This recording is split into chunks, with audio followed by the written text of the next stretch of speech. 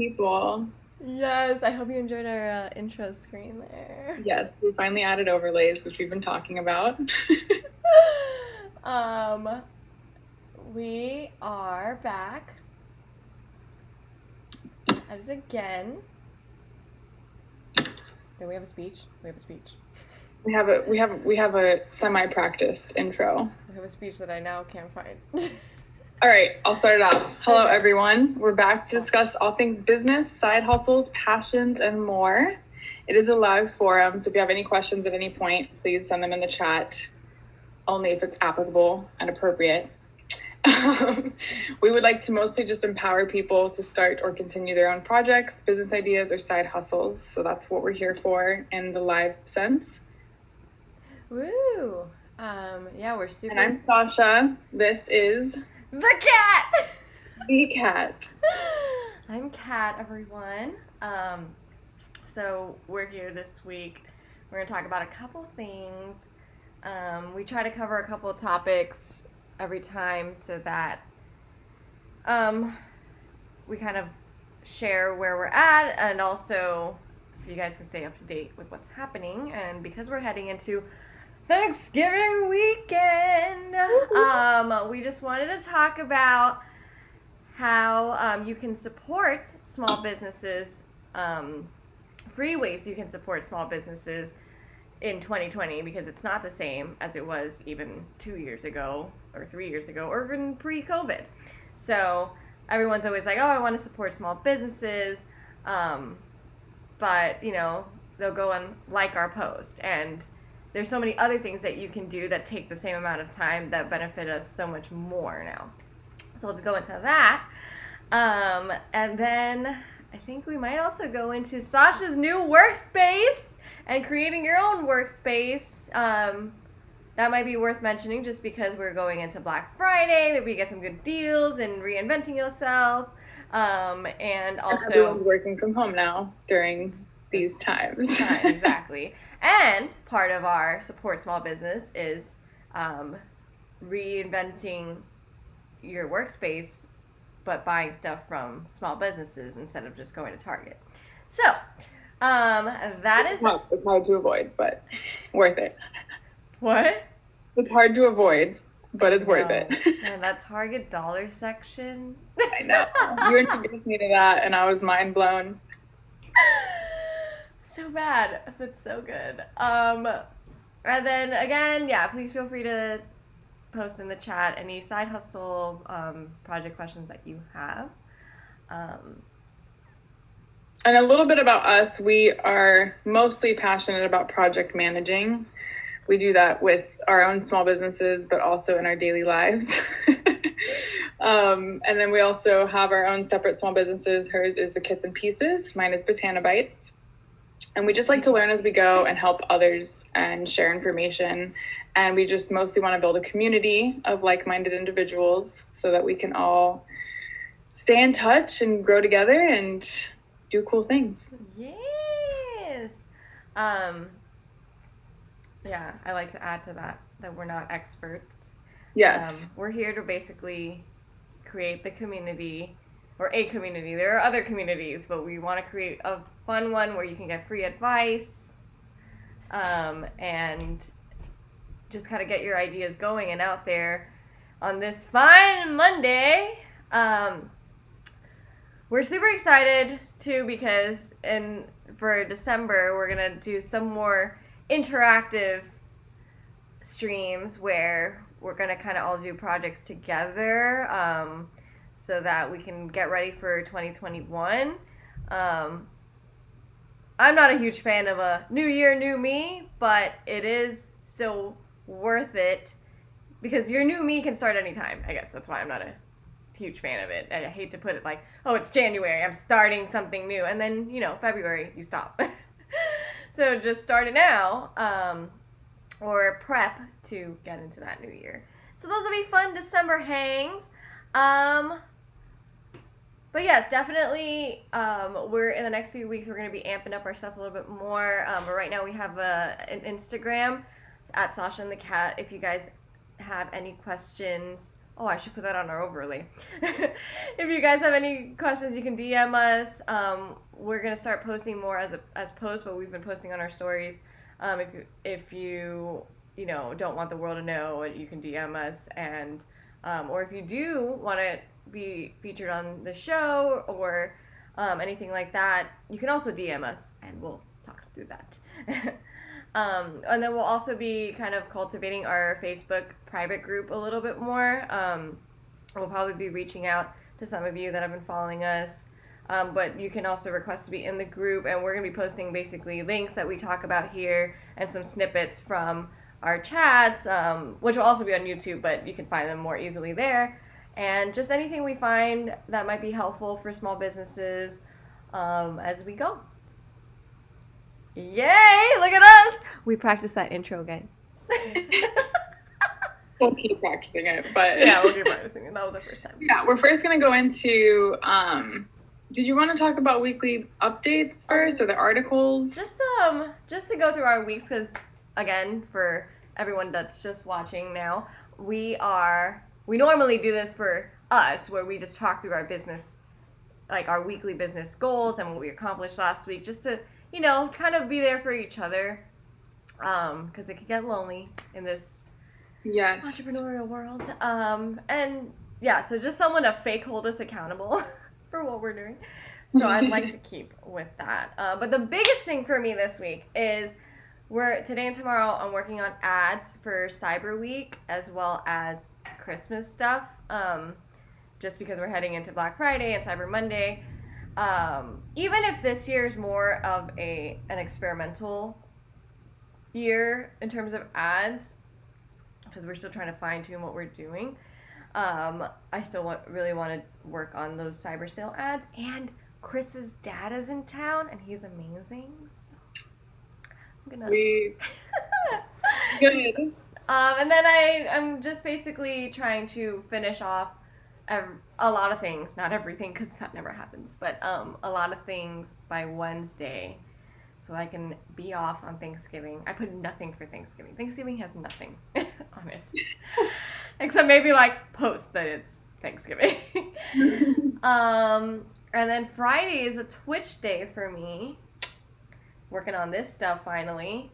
As well as Black Friday, I'm literally going to try to like order as many supplies as I can and stuff for my next kits. And then we have our weekend Christmas unboxing. Oh, sweet. Friday, Saturday, Sunday, a triple unboxing. On IG Live? It's going to be on IG Live, and I'm really excited for that. This weekend was a little bit crazy. I had to get Chris to help me post all of the freaking individual pieces for all the Christmas kits. Man, I always underestimate how long that's going to take, and I felt so bad. Yeah. We talked about that, where like you do stuff online and you think it's going to be quicker because it's like efficient, but it takes forever. Yeah, horrible. Even though we were just duplicating and changing pricing and a couple pictures out and words, and it's like, but yeah. And then no matter how right you think it is, because you're doing so many at once, you go back and you're like, oh wow, that's not even for the right kit, or wow, why does that say it comes with 100 of these instead of 10? It's like a typo. Or this doesn't even have a link, which I noticed for my Gobble Gobble kit that I kept saying. And I told you, I was like, oh, everyone go online. You can find links to this. It wasn't linked. I just went to my personal website the other day and found something that wasn't linked. And I was like, I could have sworn I triple checked it. Like, what happened? Well, this one, someone I knew reached out to me on Instagram, like not a close friend or anything, but I used to work with her, and she wanted to get a Gobble Gobble kit, and luckily I knew her, because she was saying, because I have a thing on my website that's after $100, it's free shipping, but for some reason, I guess I put an end date on it. I wanted it to never end, because you can always get $100 or free shipping. And I guess there was an end date on it, so it ended. But it ended like October 18th. Oh my god. It is in November. So what either? And so she goes, oh, hey, I'm trying to check out, but my order's over 100 and it doesn't show as free shipping. Thank God she freaking said something, or I would never notice. I would never notice. So anyway, just even when you think something is done. I know. It never is. Yeah. Anyway. The struggles. I'm really excited. Can I? Oh, no. Tell me about it. My week is a lot less interesting and eventful because it's mostly just been working with Upwork clients and moving. How's the move like?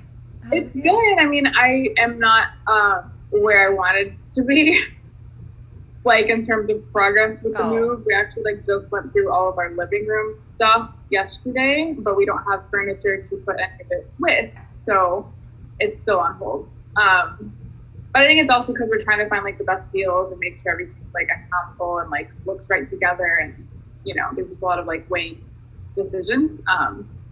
And then I got a new job starting this week, so that was like another thing on my plate. So, another job. So yeah, it's just been a lot of like figuring it out.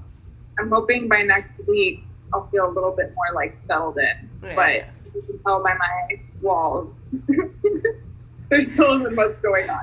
I do my best, and that is set up. The internet's set up, and that's really all I wanted. So, well, you can work. You can function. I don't need to sleep, but I need to be able to work. We have the bed frame too. That was like priority. We got the bed frame. That's all good. Does it feel good to be tables and stuff yesterday to like start putting that together so we have more organization, but just a mess. Does it feel good to be out of the old place?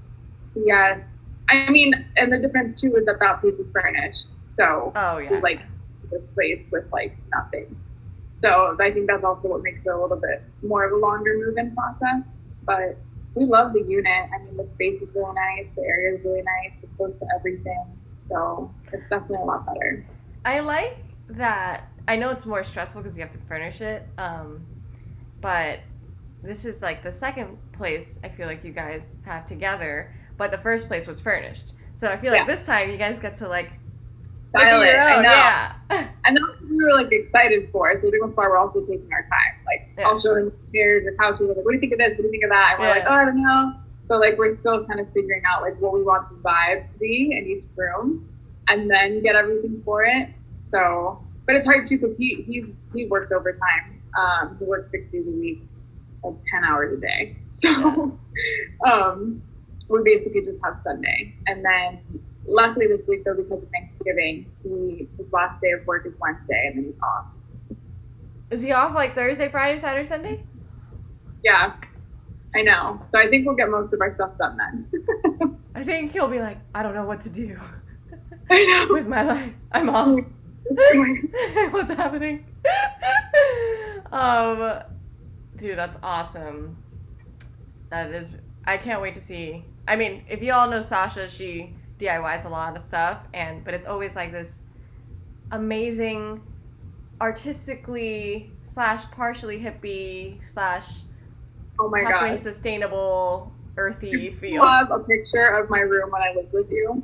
That would explain it all. She had like this red light in her room, and then everyone that would come to our place, they would go to my room, and it's like Craft Central. It looks like you walked into a Michael's, and then her side would be like, ooh, vibe, flowers, red light, like flower curtains, red light, incense. Tiny over my closet. Oh yeah, DIY closet. That was the best. That's probably the coolest DIY I've seen in a while. Really like marketed that. She had to create a closet because there was no closet, and so we got a little innovative there and hung a bar on some rope. It was rope, right? From like ceiling hooks. Sorry, my hands are out of screen. And then her clothes were just in the room, but they were so nice. I don't know. And then she had like a little nook in the back. Yeah, and then my mom's friend had this like heavy, like legit Chinese folding door thing, separator. So I used that to kind of like block off the closet. It was very Mulan. Very Mulan. So I wanted to just next week, sorry, just to note, I'm trying to work with my marketing social media friend. Right. And Hired a marketing person. yes, That's a big. she is great. She just moved as well, so this last week and this week were kind of similar to yours, where I was giving her stuff, but it was more like her getting settled into what even happens and all that. But these next couple of weeks, I really want to focus on collabs, as much as we can for the Christmas stuff, but probably more for the next two kits, just because you need time. But after also researching these articles that I'm going to talk about in a second, I'm like, there's just no excuse. Like there's so much clutter. It's like we're under a pile of garbage, and like we need to like make it through. Yeah. And it's so hard. But if you don't commit, there's no way. If you like half commit. Yeah. One of the things that I read was also like, don't try to do it yourself. And I guess I'll go into the topic now. But, emails. I wonder if everyone can see that. They can, for sure. What? I can't. No. That's okay. So, that you shouldn't try to do it yourself. Yeah. And, like, even this, especially this getting through supporting small businesses and trying to market and do social media for it. I guess it's all in the same now, right? Because of everything being an online platform. But anyway, so let's get into it. So we want to talk about how to support small businesses for free this holiday season. We're going into Black Friday. We're going into the holidays. So this is more important now than ever. And I wanted to bring this topic up because I've been heavy into the media lately, trying to like gain followers and interaction and all that. And a lot of times, you know, we associate social media with like, oh, that person's living a fake life, blah blah blah. We've had a separate conversation on this, but as a business owner, it's not that. It's everything to us, because now we can't, no one's buying magazines and newspapers. It's not like I put an ad in that, you know, and we're not going anywhere, you know, like I guess. And my type of shop is not necessarily something that would be profitable at a farmer's market, for example. So how else am I gonna get the word out? Like, and now it's different from, you know, maybe even 5 to 10 years ago, where we'd see like, oh my gosh, they have 1,000 followers. That's amazing. Now it's like, if you have less than 3,500 followers, are you even a business? So, and I made up that number. Do not quote me on that number, but you know what I mean by like a bigger number, and you're like, oh, this person's legit. It's a source of credibility. It's not even More than anything. Yeah, it's like your resume. So even though you might be scrolling through your feed and just being like, whatever, next, oh, double tap, like, to us, a save to collection or even commenting a heart instead of pressing the heart is worth so much more, because even though you're not buying from us, and maybe you're thinking, I really love your stuff, I'm not going to buy it now, or I really love your stuff, can't afford it, really love your stuff, not my style. Whatever it is that's causing you not to buy it yourself, or even if you are buying it, you're only buying one at a time, or two, or whatever, you know? You're not buying our entire month of income worth. So any interaction you have with us helps bring our stuff up to other pages. So, you know, when you guys see the same ads over and over and over, no one else is seeing our stuff because we need more interaction for it.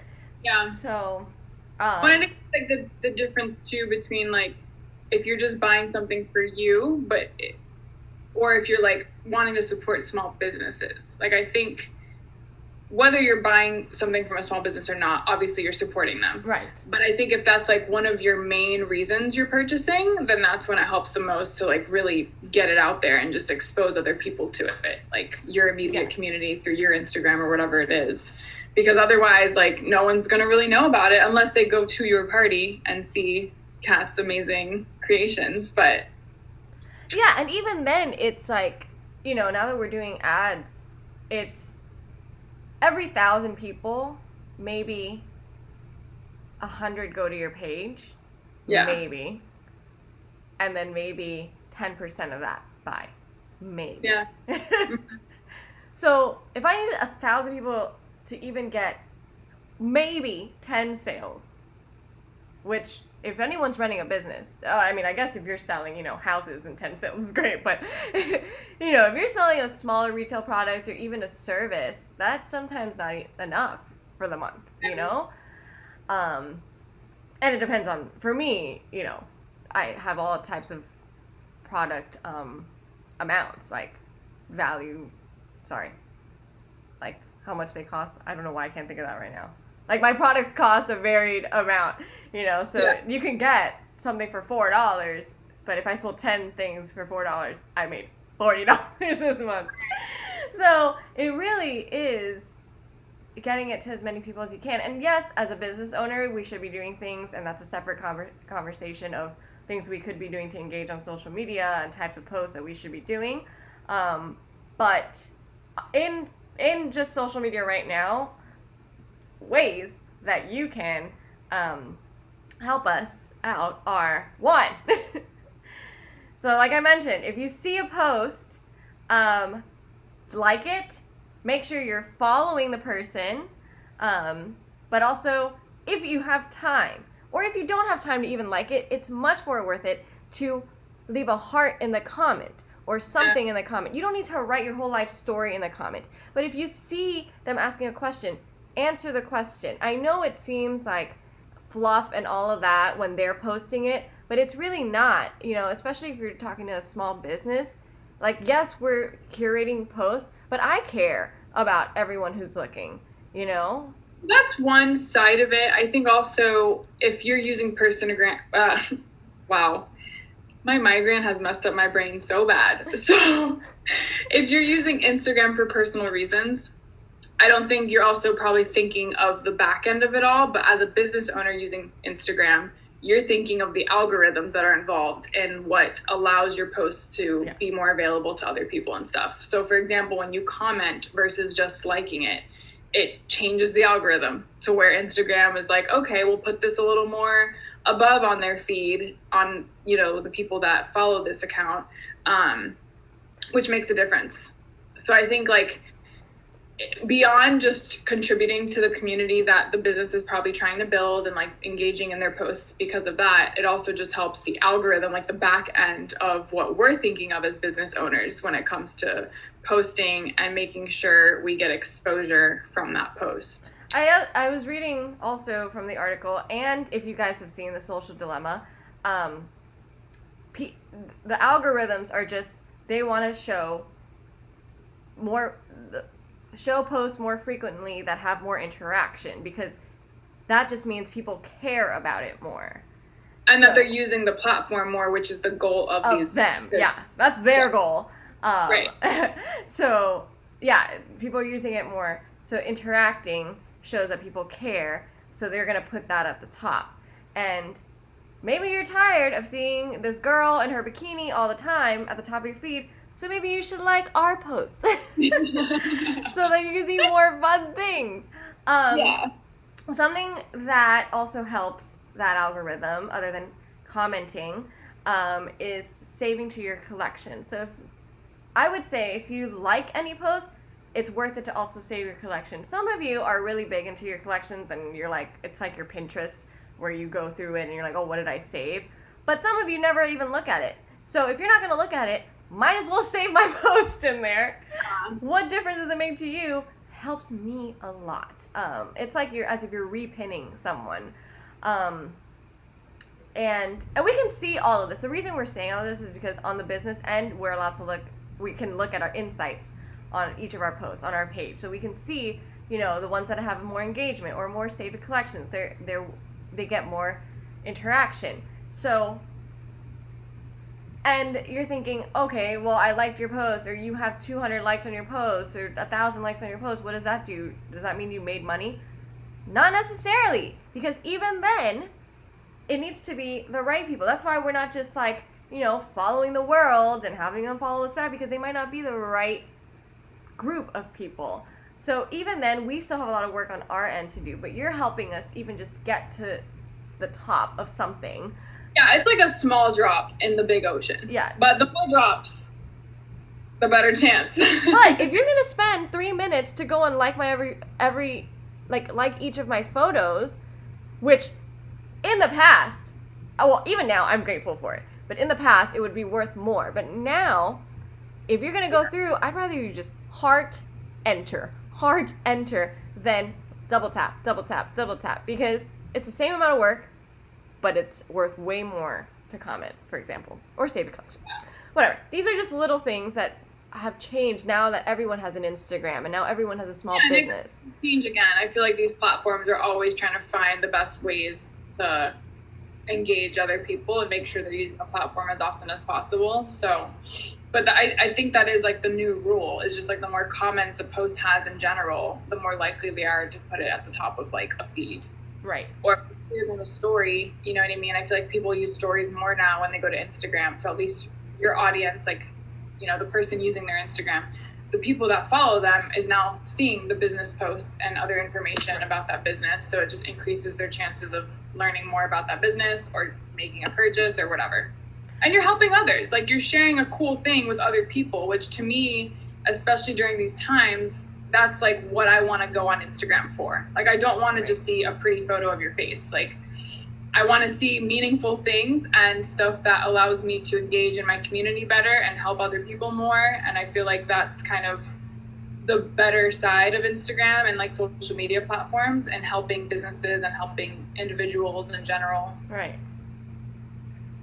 Yeah, leading into that too, stories, as we all know, are kind of like the main Instagram now. And then with Reels, it's ever changing. But what's not changing is your value of interaction. Yeah. So again, like she said, reshare the post, post it on your story, say a little blurb about it if you really like it. And we're not all in the mindset to just ready to be like, I love the kits and pieces because this and this and this. But if you just reshare it, because maybe you can't monetarily, financially support it. And I guess my point is, I love my friends. They're all amazing. Their support to me means the world. And I feel like in their minds, a lot of times support is buying something, which also is amazing. That's not bad at all. But my goal to go from one step to the next, as we said, is an exponential curve. It's not a linear curve, right? So how do I go from my 5 friends that buy from me to 20 people buying? 20 friends are not going to buy from me. It's going to be people I don't know. So in order for people that don't know me to buy something, the word needs to spread. Well, I think so, and I kind of fall into this where sometimes I'm like afraid of like seeming too selly or like promoty when it comes to like sharing other businesses stuff. So I only usually do it when I'm like super passionate about it in a moment or whatever it is. But I think like ways around that are when you post on a story or you share some information about a business, include like a personal anecdote of just like, I wasn't going to celebrate Thanksgiving, but then I saw this, or I don't know, just something that makes it more personal and not selly, and that might make the person feel more comfortable sharing it. Like, I think sometimes we block ourselves from sharing other businesses' stuff because we're like judging ourselves or like well, how's this going to reflect me? Yes. Yeah. But there's ways around that. And I think people appreciate that more. Like when you make it a more personal post, even though it is related to a small business's products, it's still like meaningful to you, and that's why you're sharing it with others. It's not like you're just like, hey, check this out, my friend's business, she's awesome, it's awesome, cool. No, like it's like, I like this specific post, like, because of what it is. Right. Right. And, you know, same thing with like inspiration photos. Like you see something, let's say someone saw another muffin shop or another, this is in reference to Botana Bites, another muffin shop or another, you know, oh, you should go the keto way. Okay, let's say they think she should go the keto way. Her muffins are not keto if you saw the last couple of, I don't know if it was last time or the one before, but let's say she should go the keto way. Then they send her someone else's thing. Oh, have you thought about this? As much as we appreciate that, we're also sitting here researching keto, researching ways to make our product better. Should we go this way? Should we go that way? I mean, there's so many other factors of why we didn't go a certain way or why we did go a certain way. What's much more helpful is you share our post. Instead of sending us somebody else's post and commenting, why don't you share our post to a new friend and be like, oh, have you thought about this for Thanksgiving? Yeah. Whatever. Now I just turned it into my thing. But those are just little ways to think about it because it's sorry, I got distracted. My life. Those are just ways to think about it that we're not used to. And I guess just when you're scrolling, you know, you see your personal friend posting, fine, like their post. But then you see a business and do just take that extra second to do a little more because it's worth so much more.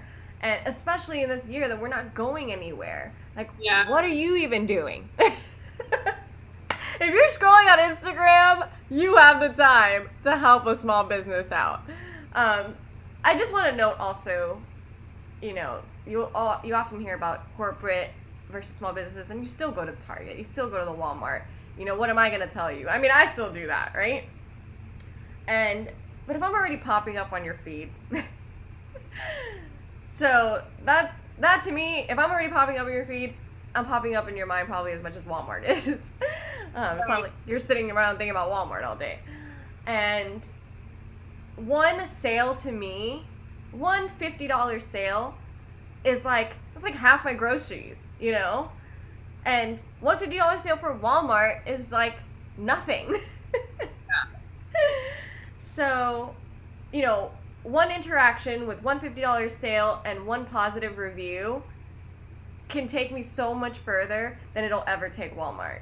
So I guess you just have to really change your mindset on that when you think of small businesses. And we're not here telling you to go just research all the small businesses you know and do this. It's just, you know, you help me and my word spreads and somebody else is going to help me just the same. Somebody that you know that I might not know is going to help out.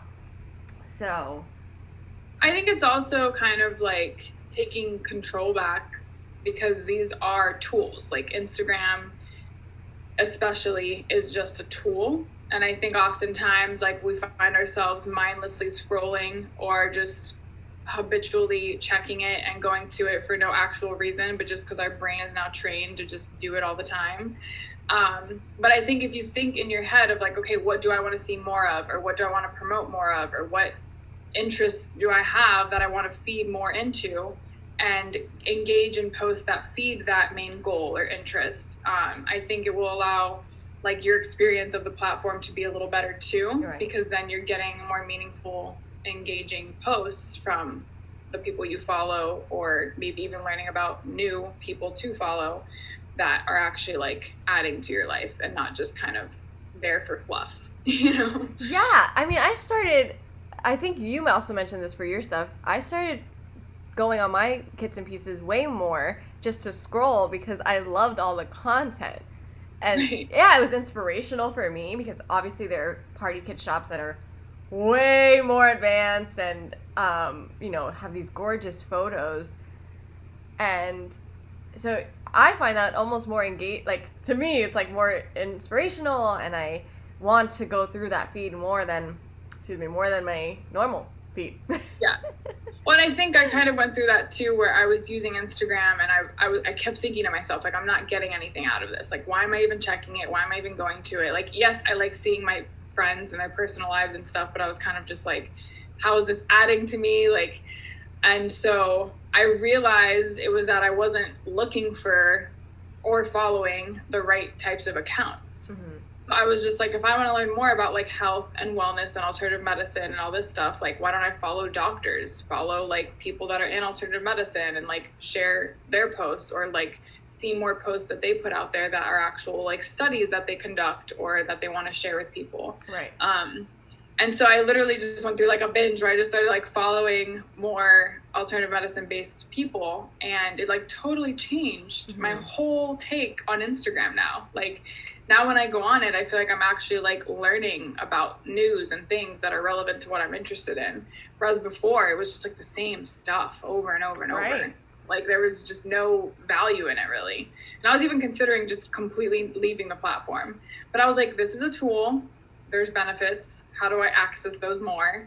And then when I started to channel it in a different direction and kind of support myself by engaging in it in a meaningful way and like putting more of my passions out there, I now have more conversations with people that are interested in the same things.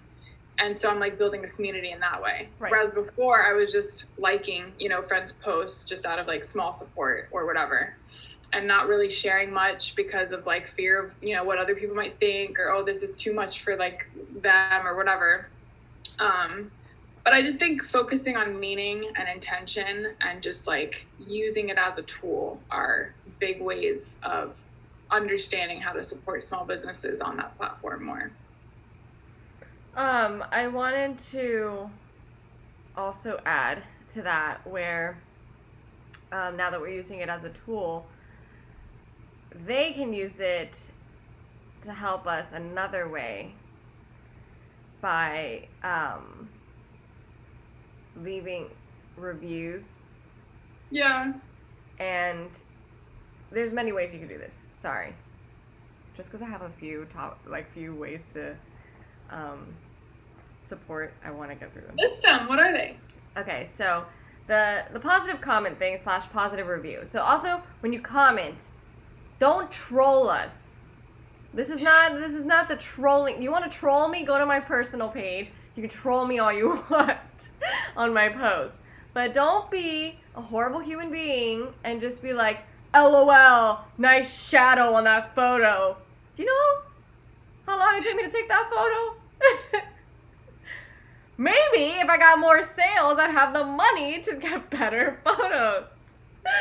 No one's ever said that. I just made that up. But just positive comments is a thing. Just because you guys are, if you've even purchased from one of us, or had a service from one of us, and you had a good experience, who knows about that? Nobody. Right. Like, maybe your family, maybe your boyfriend, your girlfriend, whatever, but nobody knows. So, and then they go to my page and they don't see anything. So you go on my Etsy and you see some reviews, right? But you have to make it to Etsy. I'm trying to push my website. And sometimes I'll push people to Etsy just because I know that that's a way to curate more reviews. Letting you know also from my point of view, the only reason I push people to Etsy is because you have the opportunity to leave a review easily. Yeah. Whereas my website right now, I'm still working on that. So there's no difference really. And so it's just a way for me to build my portfolio more. You don't see how many sales I've made on my website, but you can see how many sales I've had on my Etsy, which is a source of credibility again. But anyway, just to continue saying that, positive comments and then positive reviews. So even if you shoot us a DM, I can use that as a review. Like, I'll just reformat it and make it pretty somewhere else, you know? But I don't want to I'm not going to make up words. You need to tell us. You need to, even if you mention on your story, love this kit because of blah, blah, blah, blah, blah, I can use that. It does not need to be a paragraph. It does not need to be even 2 sentences. It can be 1 sentence. And, you know, we'll do our part of being like, hey, can we use this as a review?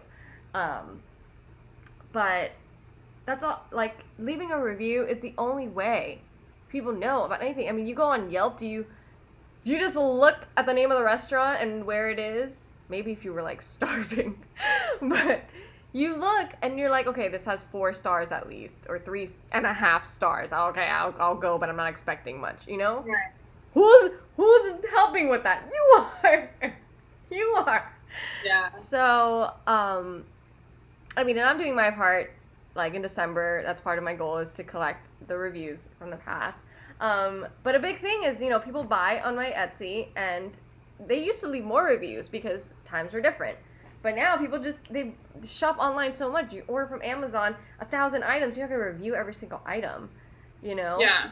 Well, on that note, just because you mentioned the restaurant thing, I'm a big supporter of giving feedback to businesses in every sense. So even if you go to a restaurant and you had an amazing waiter, like, let them know. Let the freaking manager know. Like, or if something was terribly wrong, not like they forgot one thing, but like the whole thing was just a shit show, let them know. Like, I think as a business, they should also know when things need to be improved or certain things are like recurring issues or something. And I think if they are a good business, they'll appreciate it.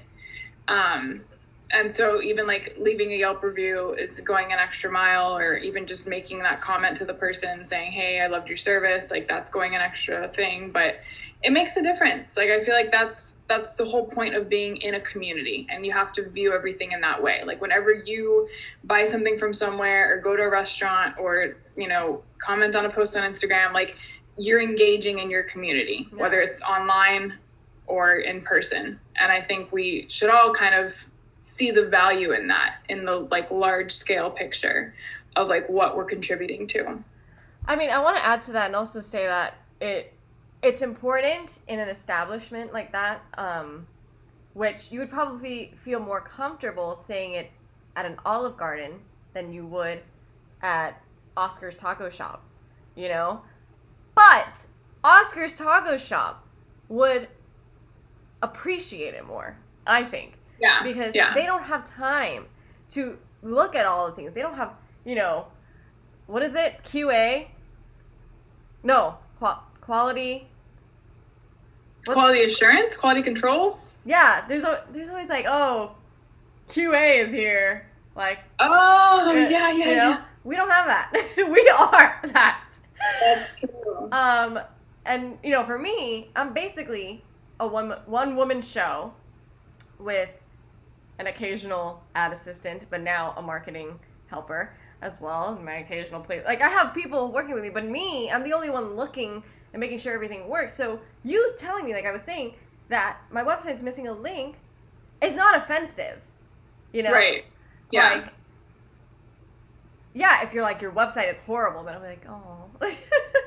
Right. But okay, your website is horrible. What is horrible about it? Tell me what to fix.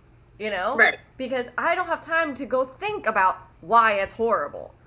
Because I'm doing 80 other things. Tell me. Right. ABC, what is horrible? Don't give me a 3-page document, because I don't have time to go through that either. But give me the bullets. Hey, you're missing a link. Hey, this page is missing a photo. Oh, you misspelled this. Boom, boom, boom. I go in, I fix it. It's great. So, But yes, that's on the same note as telling the good and the bad. Telling the bad to me. And I think most businesses are open to constructive criticism. Like, I think being an entrepreneur entails you have to be good at handling constructive criticism, and you're also open to it, because that's why you're confident enough to even put your vision out in the world. Like, that itself takes a lot in order to like make that final jump and like be like, all right, I'm just going to do it. I'm going to try to put it out there and, believe in it.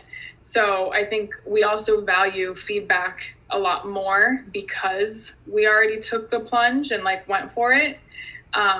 Whereas if it's like an employee of a company, it's a little different, but it's like, if it's directly to the small business owner, I mean, they're going to take that seriously, and they're going to listen, and they're going to try to like adapt to that and, make sure that it's integrated into like improvements that they want to make.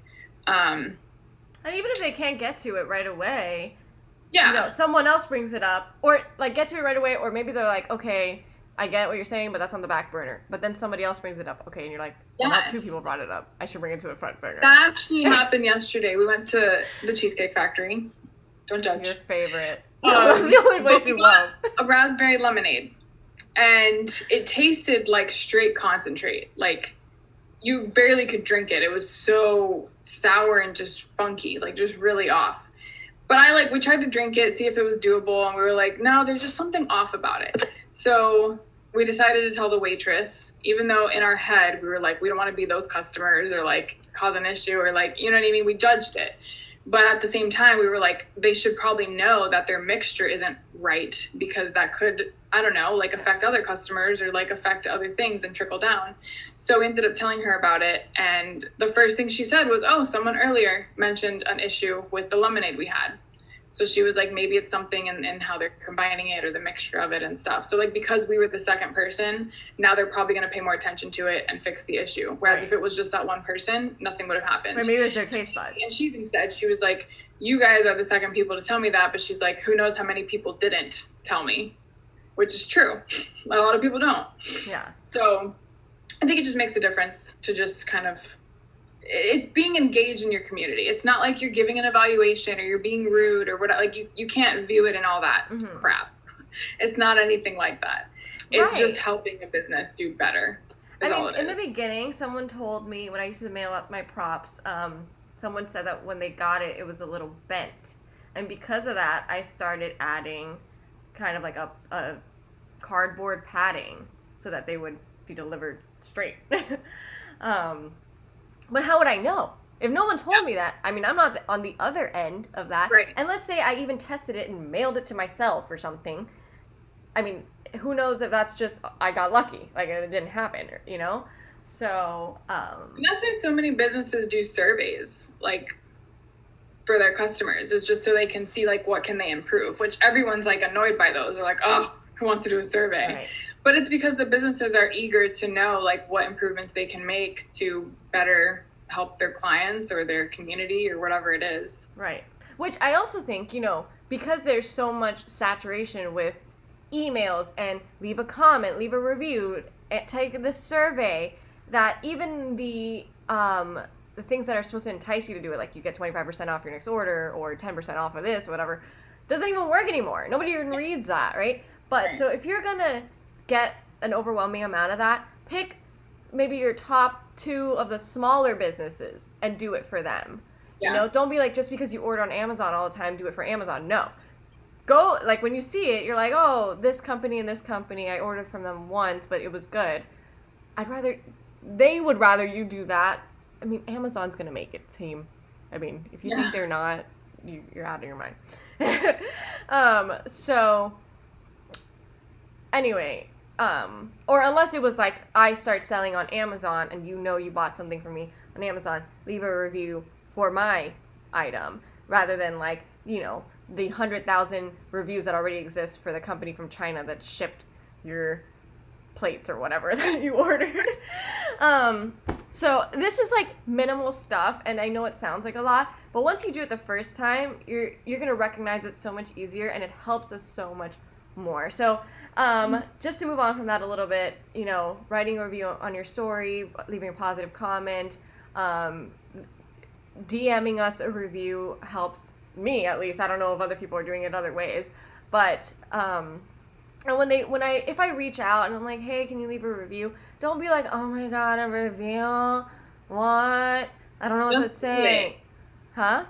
Just do it. Just do it. Honestly, it helps us so much. You could just be like, love this product. I mean, ideally we'd want a more descriptive one, but even that is better than me saying I love my product. Like, it's worth so much more.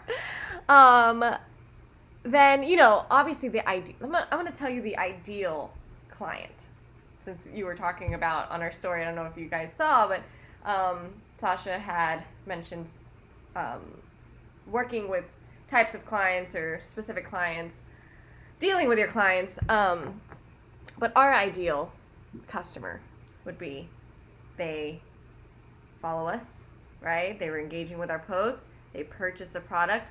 They receive the product. They share a picture of themselves using the product on their page, right? They leave a review. I mean, that's so many steps. So we're not expecting that. You know, maybe we're expecting that from like a blogger or someone very well connected in the community. You know, like for Sasha, for acupuncture, for example, or wellness. But if you just do even a third of any of that, especially the latter portion of sharing and reviews and engaging, like, we would love you so much more. Yeah. Or let's say you have 2,000 followers and you know that and you engage every day on your page. And you're not trying to be a blogger necessarily, but you have a good amount of followers. Reach out to us because maybe like I can send you something to help me out, you know? Yeah. So I can't go to everybody's page and just be like, "Oh, you're all worthy of me." But someone who's interested in my page that wants to engage, that has a good following, is worth it than me sending something that to someone that has 10,000 followers that might not ever post it. Yeah. So anyway, just stuff like that where this is like, you know, we're not all of us are doing that well financially this year, as human beings. I'm not saying business owners. So if you can't, you know, buy everything on Black Friday, share my Black Friday posts, please. Right. And so that's that. Obviously follow or liking a page on Facebook, etc. Again, people are always like skipping people's pages and they're like, "Oh, well, I don't know what that's about, so I'm not going to follow it." Do you ever go to these pages? Like on Facebook. When was the last time you went to Pizza Hut's Facebook page? Like, never. But someone new coming to see the Kits and Pieces that wants to know, "Oh, is this like a real company?" And they see 400 Facebook page likes. They're like, "Oh, okay." And they keep going and they check out the website. That's the difference. Then, you know, you deciding that you don't want to like the page, well, now the new person's going to come and be like, "Oh, well, are they even a real page? They have 13 likes." Yeah. Are they even doing this currently is also another thing. Is like people start businesses 10 years ago and they stopped, they fell off the radar, and yeah, maybe they have 2,000 followers, but there's nothing current, there's nothing new, no new reviews, no interaction. We are currently doing this, Sasha and I. So, anyway, that was another point. And, sorry, the next point is, part of the engaging is, if you see someone ask a question, right, on their small business shop, and no one has started answering, just be the first one.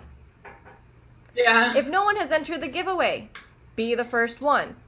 Yeah. It's there for a reason. Yep. So, you know, my last giveaway, I think I mentioned, I did promote the post, but as we've mentioned before, promoting doesn't really do anything unless there's an immediate feedback or an immediate, what's it called? Like immediate, like you get something immediately out of it, like a giveaway. Instant gratification? Yes, instant gratification. I was like, what is the phrase? So the giveaway worked a little bit, but it also worked because by mistake, my friend commented, it was supposed to be tag 3 friends, but she didn't even try to do this. She just tagged the 3 friends in 3 different comments. And then it caused everyone else, for some reason, that enter the giveaway to just put their friends in individual comments when you could have just put them in one comment. But, not gonna hate. But because of that, it got so many interactions and so many likes because people were just commenting in that manner. Right. So, yeah. If you see it, start it. Just say something. Say something. And then, okay, so share on your stories. So this is important too. You share on your story, and I got this from a Shopify article as well as a Forbes article, which I'll share on the chat. Oh, yay! We have a friend. We'll get to your comment in a second. So if you share on your story, right, you're like, "I'm not going to buy anything right now." Sorry, Chris is using the blender. Sorry. He even went into the other room, poor thing. It's okay, you can finish. Are you done? Okay. So you share in your story. And if you are not going to spend the money, let's say I love Sasha's muffins. I'm not going to buy it right now. I'm going to share her post on my story. Tell your followers how they can spend the money. So, if you're not going to spend the money, don't just be like, oh, go like this post, you know? Be like, oh my gosh, love this, you know, love this muffin. Sorry, I'm trying to think of a thing right now. I can't think of one. I was trying not to use the example that I read, but I'm going to use the example that I read. No, whatever. So basically they were saying, like, if someone, which is something I've considered doing too, is, you know, get a gift card. So if they can't spend the money right now, to encourage other people, get a gift card. You know, Botana Vice is doing $10 back if you get a $50 gift card right now. That's telling other people how they can spend the money, like the action they need to take. Yeah. And it's just a little extra step. I know it's a way of thinking, but honestly, if you're scrolling through Instagram and you're just liking photos and you feel like you're wasting your time every time you're on Instagram, these are ways that you can just not hate your life as much. Yeah. So just to finish up this topic a little bit, so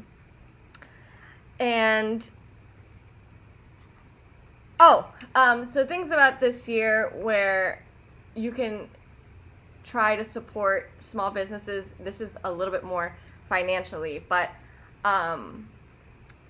it kind of helps with ways to find new small businesses. No one's gonna sit and just be like, small businesses just support now, right? But if you are going through your routine, and whether you're at home a lot or you're back to work or you never stop working, you know, exercise is a big one. People are now exercising at home. What does that mean? That means more yoga mats are being bought. Weights, other exercise materials, those home video streaming fitness services. So those are things that were already being purchased, but now they're being purchased way more. So instead, like, I'm sure there's a small business selling yoga mats. Of course, it's easier to go on Amazon, right? Everyone wants to go on Amazon. There's probably small businesses selling yoga mats through Amazon. But just in that way, like, you can make it even like a project. Like, okay, I'm reinventing my exercise routine. Let's just pick 3 small businesses to get stuff from. And go on Etsy. Yeah, like, start there when you're planning your purchase. Like, yes. Start with the mindset of, like, I want to focus on supporting small businesses. And then actually, I saw on Etsy, they had custom yoga mats where, like, you could upload your own photo and, like, literally make it completely custom. And I found out about it. Yeah, I want to buy one so bad. But I totally want our face on. But I found out because I found some website that was selling them, and it was also a small business, but it was kind of overpriced. So I just thought, like, oh, let me see if Etsy has something like that. And granted, yoga mats have so many different materials that they use and all that, so you can get into the rabbit hole of that. But I thought it was really neat. Like, I didn't even think that was a thing. But you could, like, literally just send them whatever photo you wanted and get a custom yoga mat. And I was just like... And I've had my yoga mat for, like, 5 years or more. Probably more. So I was like, maybe I need a new one. But I have a list of things I want to purchase. And I will look for small businesses when it comes to purchasing them. Well, yeah, honestly, and once you find a good one, like, this is so random, but I've been in 2 weddings as a bridesmaid, and I texted you when you were gonna buy a wedding dress for another wedding as a guest, right? But this website on Etsy, it's like no more than $150. I would say from $90 to $150 for a custom bridesmaid or regular, depending on the style that you choose. Like, you send in your measurements. Right. Like, that's better than any dress that I've had. And some of them obviously look more bridesmaidsy, and you can pick the color so that all 5 of your however many bridesmaids match. And you just send in all the measurements. The turnaround's like 2 weeks. Like, it's so fast. And the price is, like, decent. And yeah, you could find a dress for $60 probably. But for $100, and I know it fits me, and I'm someone short and tiny, like, I don't know. I thought it was, like, amazing. So anyway, I found that website, and I've sent it to, like, at least 5 people in the last couple of years. So yeah, that actually reminds me. I bought this phone case years ago, and it was the, like, dried flowers on, like, whatever. Yeah, you still have that? It looks like this. I have a pop socket, but that's the case. But literally, because I bought that case and it was so durable, lasted me forever, and it like didn't like my phone never broke with it or anything. That's like the only place that I go whenever I get a phone case is just that one Etsy shop. Can I just bring up?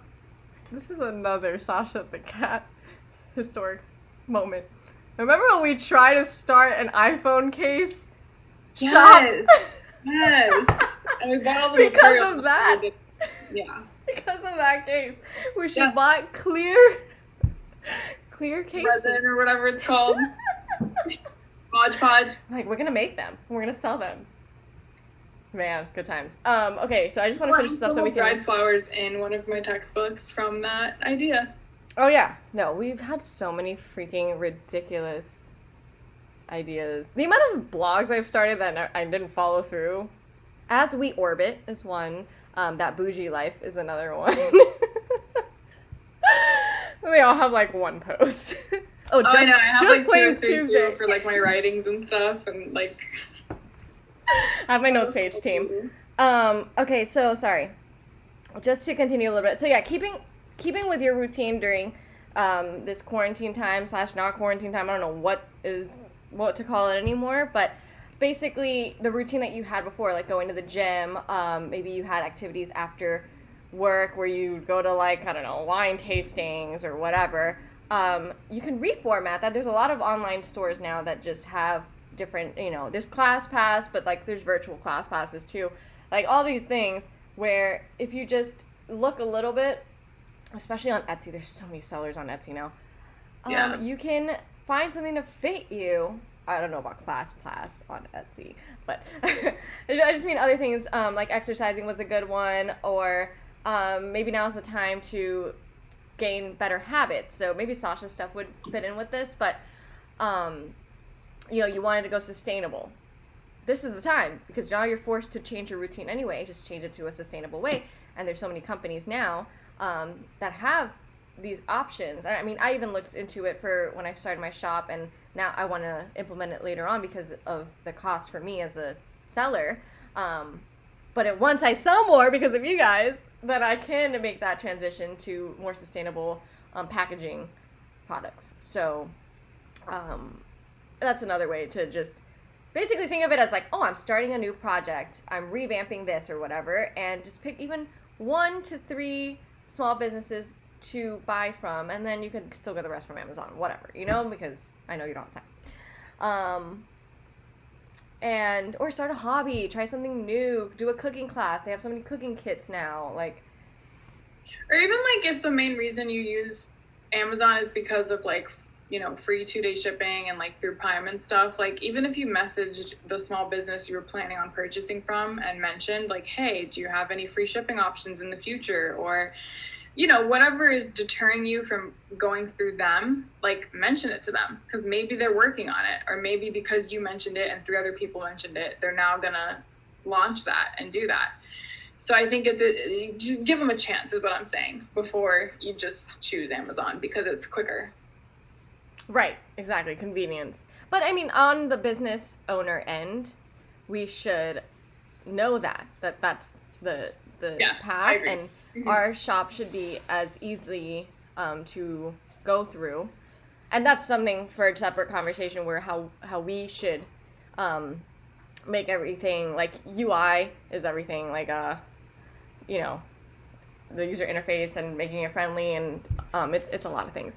So, but even just on a simple note of that, it's like my product page. So when you click on a product, it has the pictures on one side, the title of the product, and it used to have the description. You select the kit, add to cart. Now, because I'm doing ads, and some ads are for quick buys, people who know they want this kit, they click it, they go to the page, all they want to do is add to cart and go, right? Or all I want them to do is, I don't read too much. I mean, you can read it, but then you start to get lost in all the details, right? So now I moved my choose your kit size and add to cart right at the top, and then the descriptions at the bottom. So those are like little things as an owner that you should be thinking about.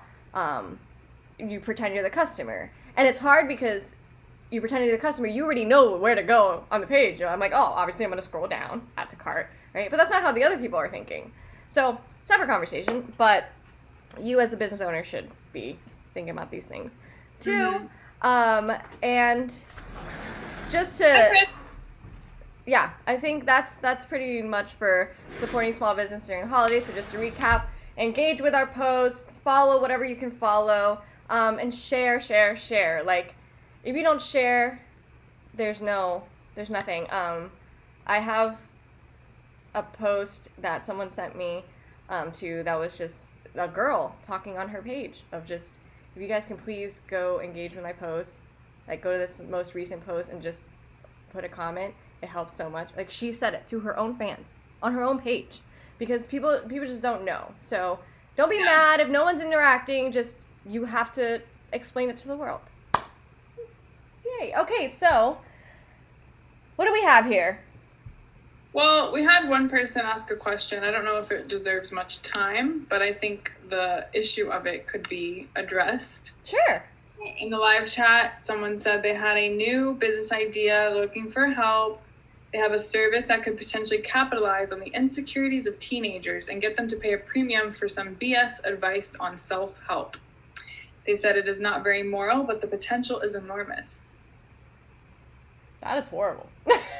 Yeah, I told them not a fan, because there are a lot of moral self-help services out there that also do make money. So on that note, if your only goal is to make money, but you don't have a moral or passion-based kind of foundation in it, it's probably not going to be successful, regardless of how awful that comment was.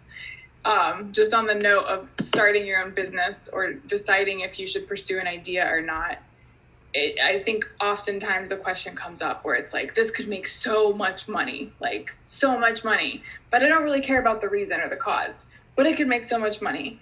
You either need to get a partner that does care about the cause so they can push through the hard times, and you're the money person, or you probably just won't be successful in it long term. So it might be best to just not even pursue it, because typically there's so many hurdles and obstacles in owning a business. And like that quote that I heard forever ago where it's like, once you start it, it's 10 years. Just think to yourself, you're in it for 10 years. So if you think you can push through it for 10 years just because it makes a lot of money and you don't really care about the issue at hand, you're wrong. So on the other, I want to like make that a productive answer for them, like you said, where, yeah, if you're trying to do this by yourself, and you don't believe in it, I wish you the best. But if you do want to do this and exploit them, I would like to rethink the word, capitalizing on insecurities there, and think of it as, if you're the money person, some people are the money people. They have an idea, they have the money, and they have the time. But you need someone who cares, so you need to find a partner, because it is not about capitalizing on insecurities. Find someone who cares about who cares about self-help for teenagers, and partner with them, and then make your money and actually give people things they need. So the only thing I disagree with Sasha about is business. Sometimes we care too much about the cause and we don't care about the making money part. And there are different types of businesses where some are passion projects, and if the money comes, but a lot of times you're in it because you need to make money. So it's not that it's not a profitable industry, and I mean, we don't know anything about self-help for teenagers, but it's worth the research. And if you really think you can make money off of it, right, if that's your main drive, you need to find someone who cares about the other half, right? Yeah. I mean, I think the additional part where they're like, get them to pay a premium for some BS advice. Yeah, that's a horrible even if they found someone that did care about this cause, they would still think that they're selling BS. So it's like, right, if the main founder of the company doesn't believe in what the partner they're with is doing or anything related to what the actual clients are getting, I don't know that it would be very fruitful, even if their main motive was just money and they separated it and kind of just made it about that. Unless they're not going to be involved. That's how you're going to approach it when first bringing it up. I think a lot of it too is how you phrase it and like pitch it to people, you know what I mean? And like how you describe it. So I don't know. Yeah, so never say that sentence to anyone ever again. It was, I guess, I can say, let's talk about the like a flop business idea that we've had, like the phone cases, which phone cases are not a flop business idea. So many people on Etsy do it, Well, that's why I think it was a flop, though, is because so many people already do it. And that was what I initially responded to this guy with, is like, there are a lot of self-help things out there that are moral and Right. that do make money. So if you're looking at the competitive, market you're in, or the industry you're planning to go into to make this money from, there's already other services that are better because they actually have real advice and real help for people. So which could find, he or she could, or they could find, if they had a partner that did care, right? But because they don't care, it's a little harder. Like, if you just said it was a great idea, drive. I wouldn't say passion, because sometimes you're not passionate about it, but drive is a big one. And, if you haven't seen Firefest, go watch that documentary. Because that literally is the example of someone capitalizing on other people's interests and providing nothing for it. So it happens a lot. I mean, it happens a lot. It happens often. Well, that's why I was saying our flop business idea, where we just wanted to sell iPhone cases because we thought it was cool and we just wanted to make money. But we don't care about iPhone cases. Right. So it just... Anyway. That was but I think it's more like if we were selling iPhone cases knowing that they would break in 3 days. Like that, I think that's more comparable to what the person brought up, where it's like... Right. We know they're shitty quality, but we're just going to sell it anyway. Which we didn't know they were shitty quality. Which is why we didn't do it. Well, we thought about it. So I guess for me, it's like, some people will think like that, regardless. And in a way, we have to think about like that in our business. Not the BS part, but the how to capitalize part, right? What's the part where people are going to spend money? Yeah.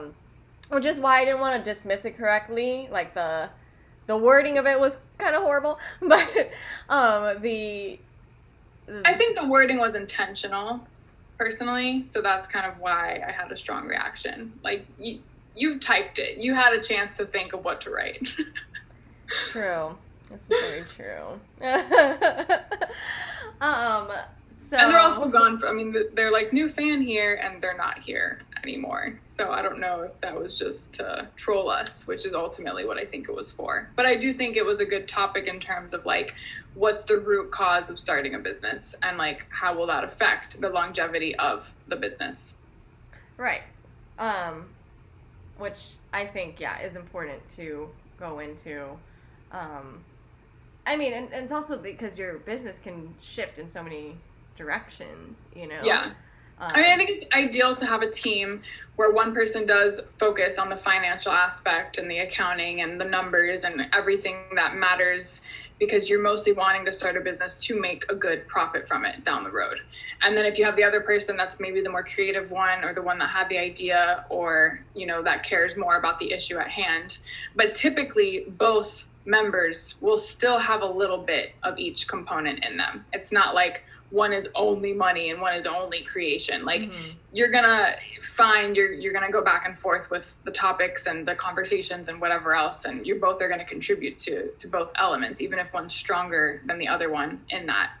So I think if you had to put it bluntly, if I had to use the word capitalize in a sentence about my business, I would say you need to capitalize on the need, not capitalizing on something fake.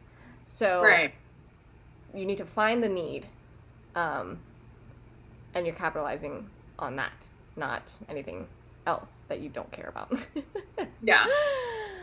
And preferably the need is something you care about, or even don't hate from the start. Yeah. But sometimes I wonder, there's so many businesses that are like that, though, where, like, people who sell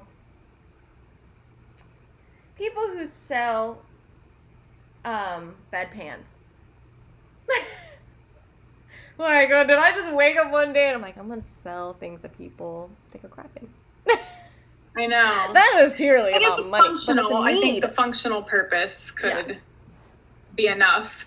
But actually, there was this, I watched this show it's called Unwell on Netflix, and they have different episodes. But there was one episode about essential oils.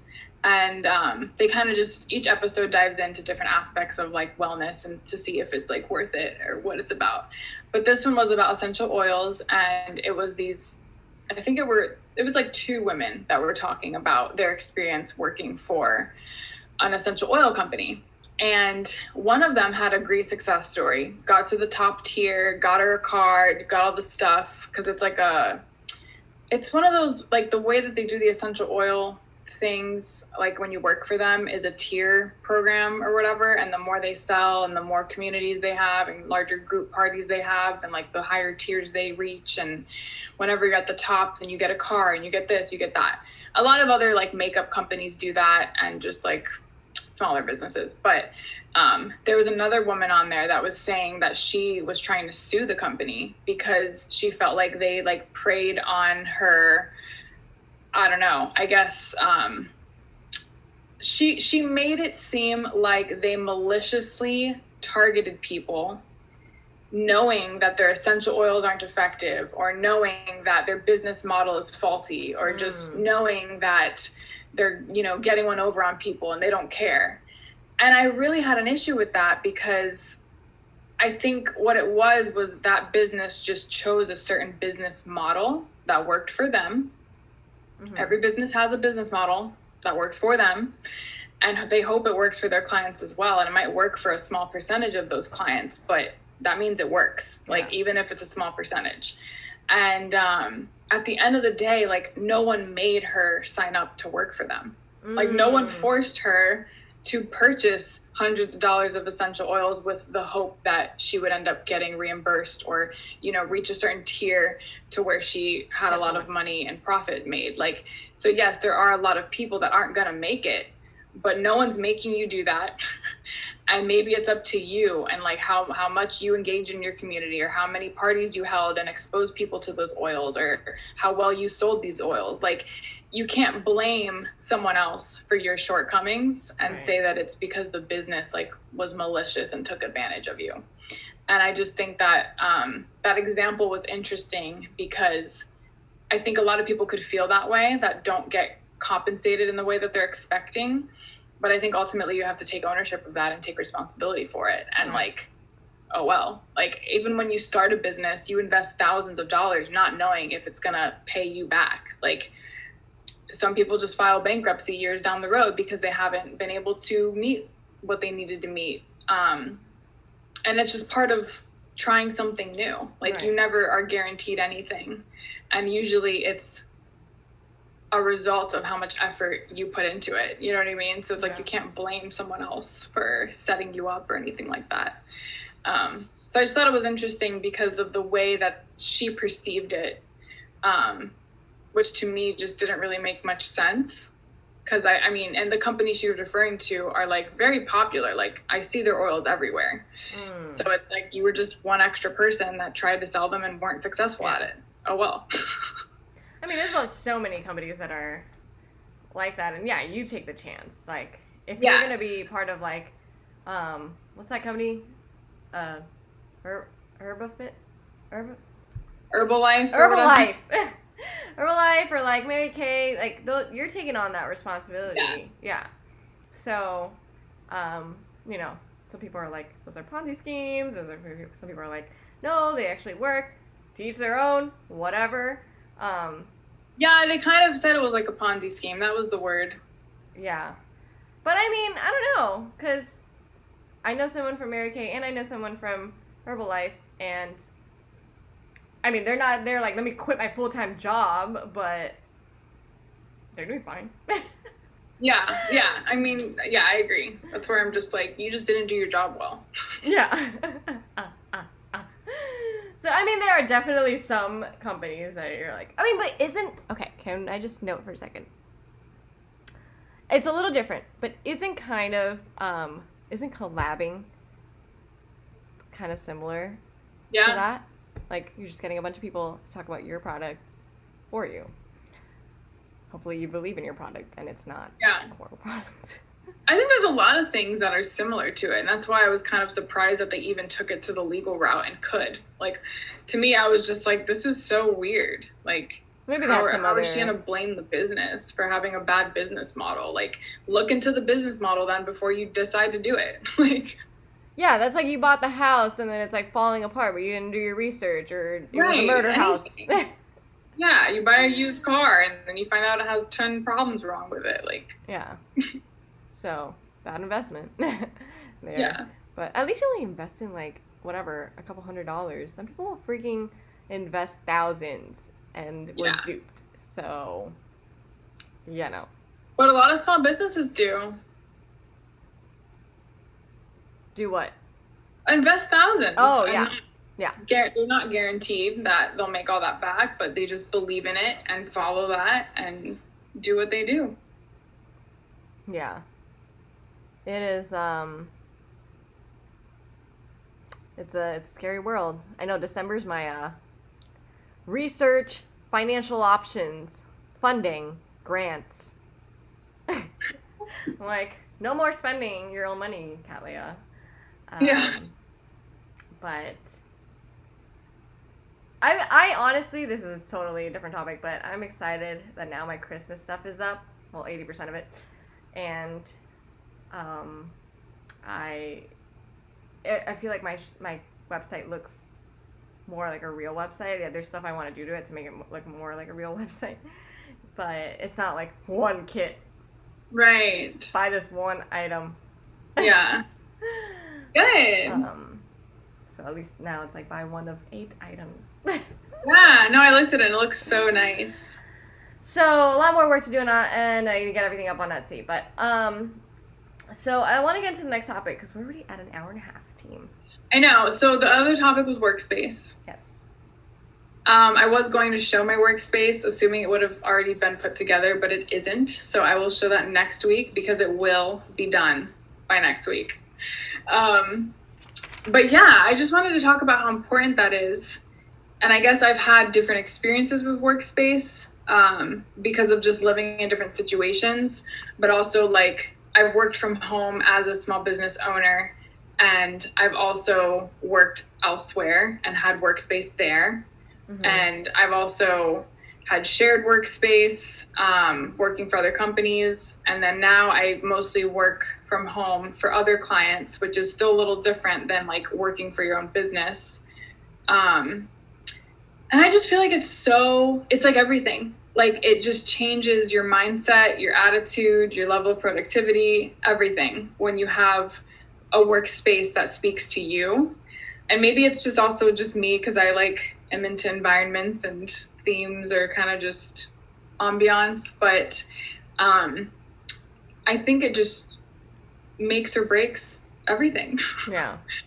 So I do think there's also value though in just like not getting consumed by that and being able to just be present with wherever you are. And as long as you have your computer and it's organized however you want it to be and you're kind of just doing your thing, you're fine. So you could be in a Starbucks or in some coffee shop doing work and you're good. You don't need to like set up your plant in the corner and like do a bunch of weird shit. You show up to Starbucks.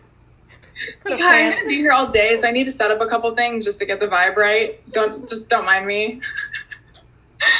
No, I've never done that. Open up your Chinese dividers. It's like a little... Just don't look at me.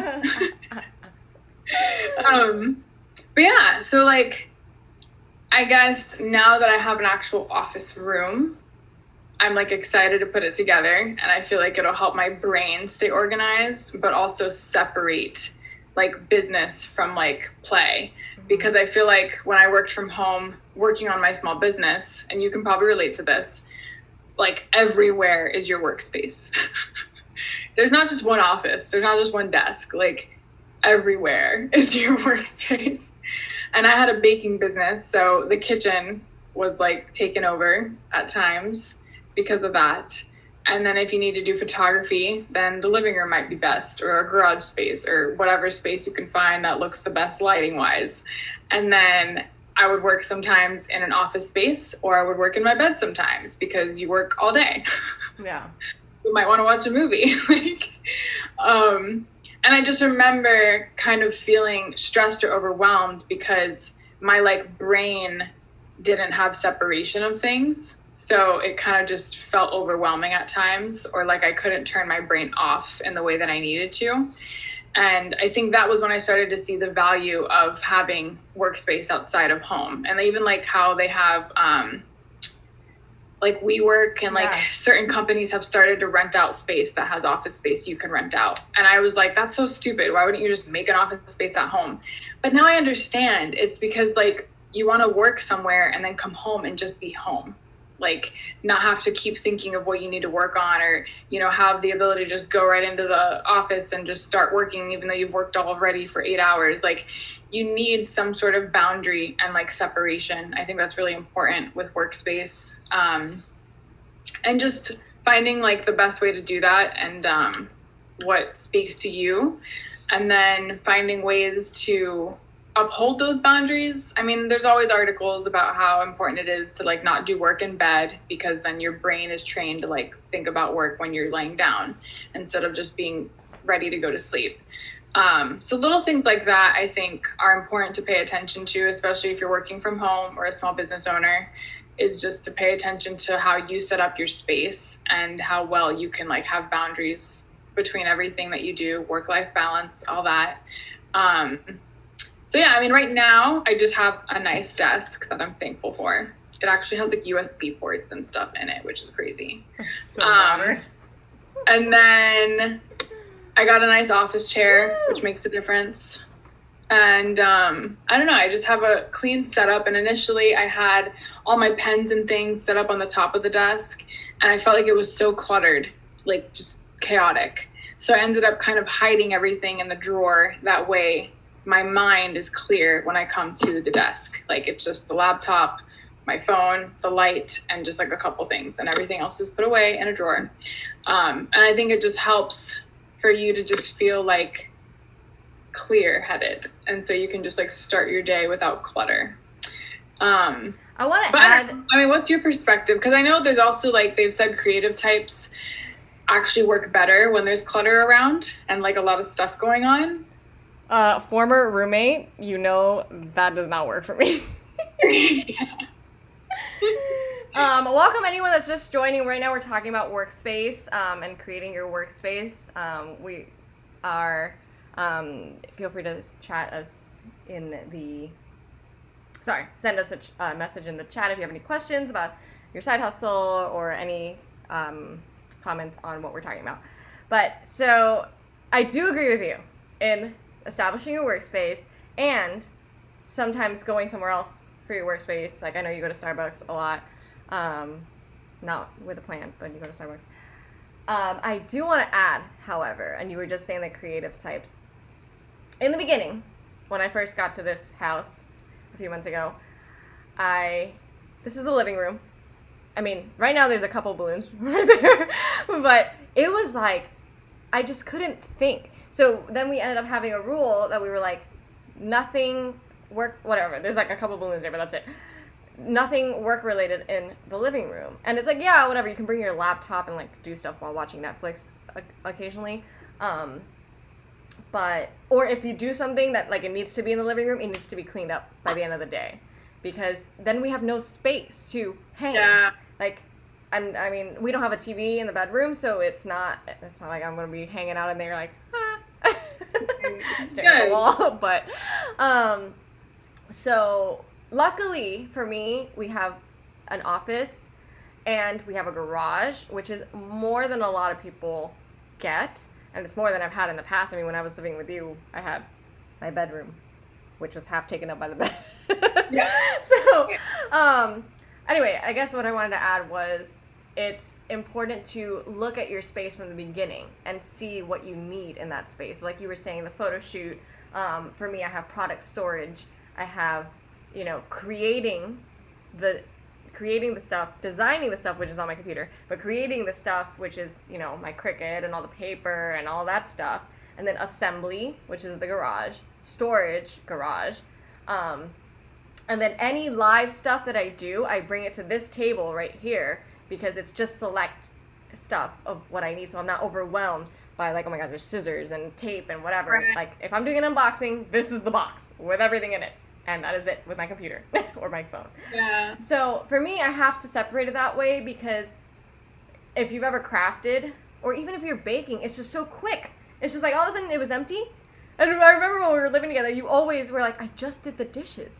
How are there more dishes? Always. Yeah. Always. One batch of muffins. Dishes. Yeah. Well, and even like you'll set up a full table before putting anything on it. And you're like, oh, this is enough room. Yeah. And by the end of it, you're like, I needed 3 tables. I don't know where anything is. This fell and broke because there's not enough room. It's crazy because I even look at the photo shoot. If you guys are just freshly tuning in, Sasha's in Ohio. I'm in Nashville, and she was here a couple weeks ago helping me with my Christmas party kits photo shoot. And I have 3 tables in there, 2 6-foot tables and 1 4-foot table. And if I look at it now, I'm like, why are all these tables here? Like, there's so much empty space. But when Sasha was here, we couldn't even find what we were looking for. It was like, wait, is it on this table? No, that table's outside. Wait, no, it's over here. And we were trying to be organized. Like, it was crazy. So having a designated, and I'm so glad, just wanted to add to that we had a photo shoot spot in the garage that we had planned ahead. I'm like, storage goes here, assembly here, photo shoots. There's always a photo shoot wall ready because it is so much stress to move everything and create a photo shoot every single time. And yeah. I'm so glad we had that because even though when we came in the house, just specifically that weekend, it was still wardrobe and makeup everywhere because we were also the models in our own photos. Right. But at least it wasn't all that plus all the other crap that was in the garage. And so we could like leave that space and come hang and watch Netflix or make dinner. Yeah. So that was just the point that I wanted to say. If you can, look at your workspace, especially now that you just moved. Be like, what spaces do I need in here? Like maybe your acupuncture bed needs to always have a space in there. I know. So yeah, and that's what I'm trying to figure out. I've even had some people ask me if they could come get treatments because like basically after December 15th, I won't be there until January because that's when the next quarter starts. Which sucks because at the clinic, you start to build a reputation and build clients coming in, and then it stops and you have a break and then people fall off. So it's kind of annoying. But yeah, I mean, I think we want to make this room here like office on this side, but then this side will be more like exercise / acupuncture. But the table we have folds, so I can just keep it folded up until we decide to bring it out for treatments. But that way too, I can like take a break from working and just do some stretching and exercise in the rest of the room and then go back to it. But I even thought too, it might be nice to have like a lounge chair. Like if I'm just sick of sitting at a desk the whole day, I can like change it up, but still keep it in the realm of the workspace. So, yes. Question? Yes. Just a thought, just because we're in this workspace and we're talking about this and you just moved. So for me, and obviously this is just my thought about it, but for me, because from my point of view, because you're graduating, so Sasha's in acupuncture, Oriental medicine grad school, and she's about to graduate, and so we're kind of ramping up her acupuncture business side. She's had her muffin shop, muffin business separately, but well, only if you anticipate like a lot of people coming to your place for therapy, which I think you do right now in this current time frame. Right. I would almost set it up as an acupuncture spot first. Like get the table where all your oils will go on, have the bed set with a lounge chair and whatever, with all the little flowers and the magazines. But that way, when you fold up your chair, the rest is still ready for ready to go. Patient, yeah. But then you can do yoga or whatever else. Just because it's going to be harder to do the other way. It's going to look crappy if they come over Yeah, and it I was agree. like a yoga mat there before. Right. Nothing calming, you know?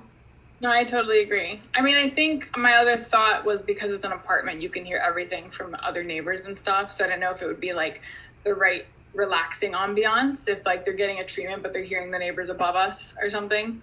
Hey, So I was. Margaret, did you make dinner? What? Margaret, did you make dinner? I'm home. So I'm still seeing if like how that goes, because otherwise I could do home visits, but the table is so heavy that I'm like really wanting not to do that. So I'm gonna try to see how it is if I set it up here. But yeah, I think you're right. I think like the desk area, that's kind of why I felt like it was too cluttered. Like I want to hide all the office supplies and stuff. That way I can just have it be more like free. And then I was gonna do like a side table and a lounge chair. Yeah. And then that's it. But that like side table could kind of be where like the needles are or the oils I'm using or whatever it is. Or even just can you just turn the on music? Can you just play like ambient music while they come in? Yeah, and I think that should be good enough, but I'm not positive. I gotta test it out. What if you had like this ASMR thing that when you're like doing it, but it's like blasted sorry, through the speakers? Oh my god. It's like I want to get an thing. I still think about that all the time. Every time I give someone needles, like because there's ear points and you can put them in the ear, and every time I do that, I just imagine how it would sound on a freaking headset, and I'm just like, oh, that would be amazing. So just to recap something a little bit, if that's okay, for our comment in the chat. No? Okay. I'm gonna answer. What do you mean? Can I answer the chat, or should we keep going with our topic until the end? Oh, I didn't even see it. I like reloaded it, so I can't see the recent one. I think we just had a question from I'm asking Sasha because we like to finish our topics before we continue. But from Mango King 2020. So, what are your goals with Twitch? So this is going back a little bit. Oh, wow. Sorry, we're going way back. I'm a marketing major looking into entrepreneurship with my podcast, so I'll definitely tune in. Actually, would you be willing to help me with my podcast? I'm trying to brainstorm how to innovate and be creative with my next episode. We'll definitely dedicate some time for that in a second. Also, what are your goals with Twitch? I would like to know what kind of channel this is, so I can understand if I want to follow or not as a viewer. So basically, we do weekly chats on Mondays. We're also on Instagram at Sasha and the Cat. We just started this a few weeks ago. But basically, Sasha and I are best friends. We currently live in different cities, but we used to live in the same city. We used to be roommates, went to college together, blah, blah, blah. But we have our own side businesses, and she has, a couple. She has Botana Bites, which is herbal muffins, not the kind of herbal you're thinking, but herbal muffins. And she is also finishing up grad school, and it's going to be an acupuncturist, so that's Sasha Jade Wellness that you see there. And I have a party kit shop online called The Kits and Pieces. We do a weekly business chat anyway, normally, before this Twitch thing. For years, we will talk to each other once a week and just kind of be like, oh, what were your goals last week? Did you accomplish them? What's the goal for this week? And we decided to just do it on Twitch because other people started texting us asking about, how to get started. And we're not experts. We're not here like, oh, let's go. We're going to take your business to the next level.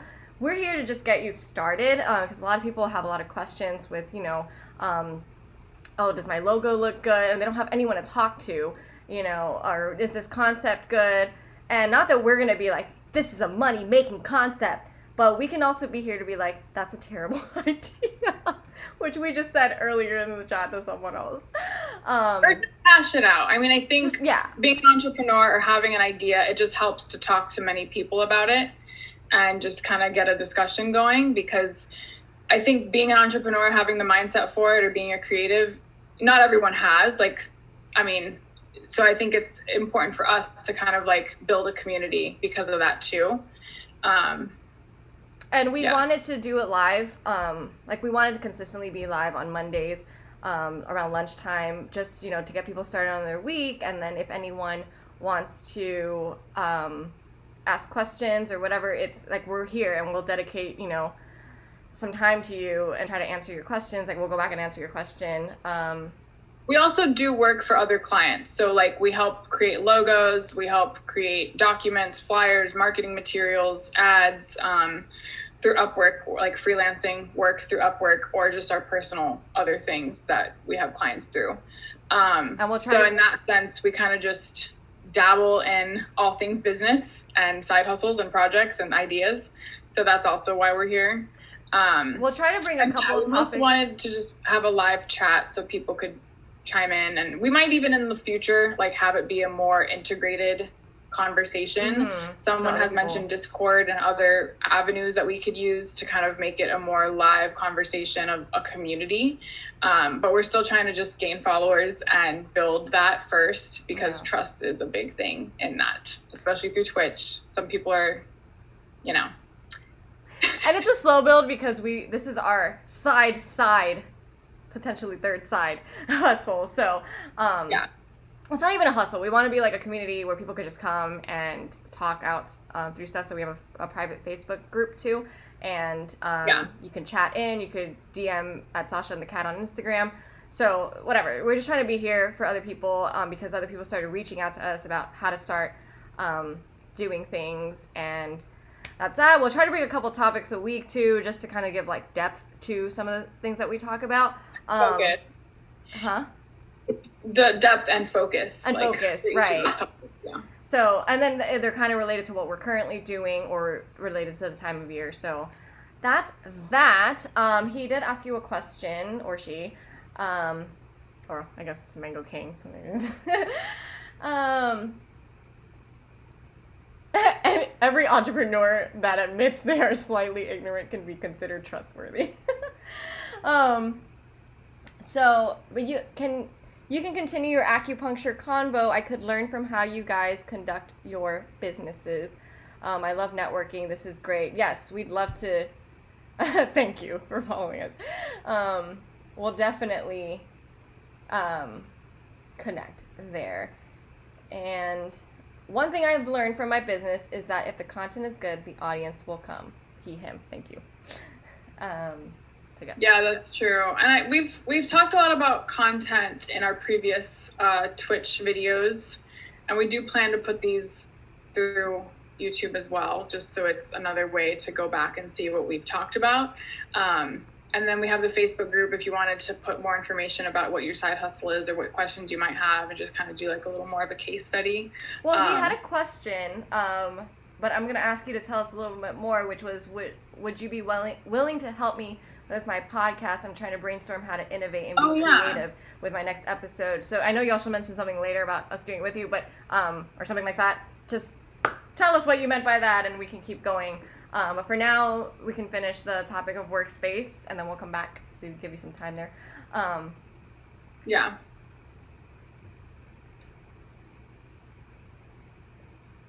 Oh, I thought you were going to say something about Workspaces. I was like, why is it quiet? What do you discuss on your podcast, or like what's the main topic? Right. He said, what is your demographic? So I would love to hear. I feel like we haven't had it. Can you see this? Sasha and I haven't had this. The theme is ignorance. What do you mean by that? Well, yeah, it kind of like we don't know everything. We do know a lot about starting. I think that's the theme of his podcast. Oh, is that the theme of his podcast? Wait. I think because I asked what the podcast was about. Oh, just kidding. I was like, is that I don't know. I don't know. Maybe it is. But we're millennials. Like, give us an example of a topic that you have talked about. Or give us your podcast link so we could check it out right now. Sorry, you were saying millennials. Ooh, I love having difficult conversations with intelligent people about topics we don't know much about, but we research beforehand. This is the goal of my podcast, to achieve personal growth by unfamiliar conversations. I love that. I love You're that. cool, Mango King. Oh, this is so funny. I mean, not funny. I mean, it's funny, but it's great. But you basically, he's like half. It's half kind of what we're talking about. Ours is a little bit more. Well, I gotta watch one of your videos in order to say anything about it. Honestly, I don't want to say anything. Ignorance is bliss. So I used to, when I was like first starting college, I used to always say knowledge is bliss, because I felt like the more you know, the more like I felt at peace. I was like, okay, now I understand it. I get it. Now I can be like. She's also crazy, because sometimes I see things I'm like, I rather would not have known that. Well, now I understand the quote more. I think I was whatever. I was in a phase, but I think you're still like knowledge is bliss, but whatever. probably. I love college. It's great meeting people, but grades suck. Yeah, that is something I do not miss about college, is freaking homework and finals. I have a friend that's still in college, meaning she's like way younger. We're kind of fake old, I like to say. We just look like we're 15, but we're not. And yeah, she's taking her finals this week, and I'm like, oh, but you also have your finals, Sasha. Yes, I do. You. Yeah, honestly. Okay, sorry. We need to read what he says, because I don't know if I missed some of the comments, but the one I see now is, so my plan is to now work really hard and start up this podcast so I can do it full time, hopefully make decent living off of it. So what I can say, I mean, you sent your link with the YouTube. So is the podcast a video podcast basically, or like is it mostly through YouTube, or are you also streaming through other ways of actually having like a podcast channel? Oh yeah. Like, is it audio based as well? Yeah. Okay. Oh, cool. Okay. I mean, for the video podcast, like through YouTube, I kind of briefly checked it out, so ignore me if I'm like repeating stuff you already know.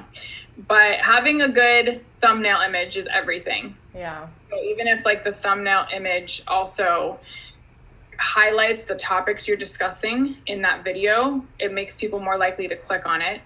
So that's one thing to think about, because everyone's going to see that first before they click on it.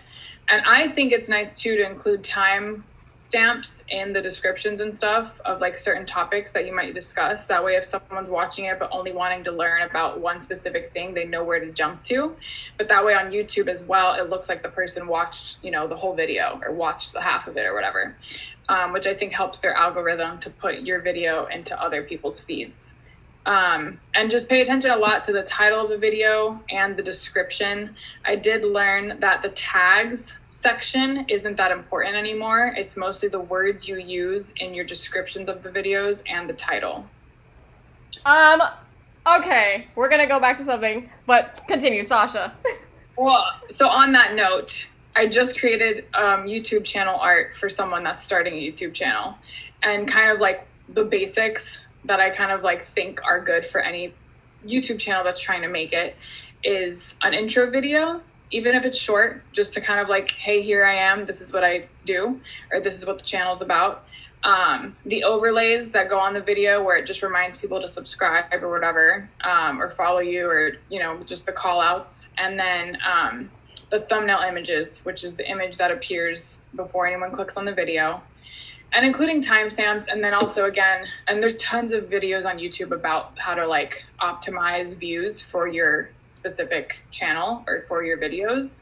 So Google that, research it. But another one is the descriptions, like the words you use in there matter the most.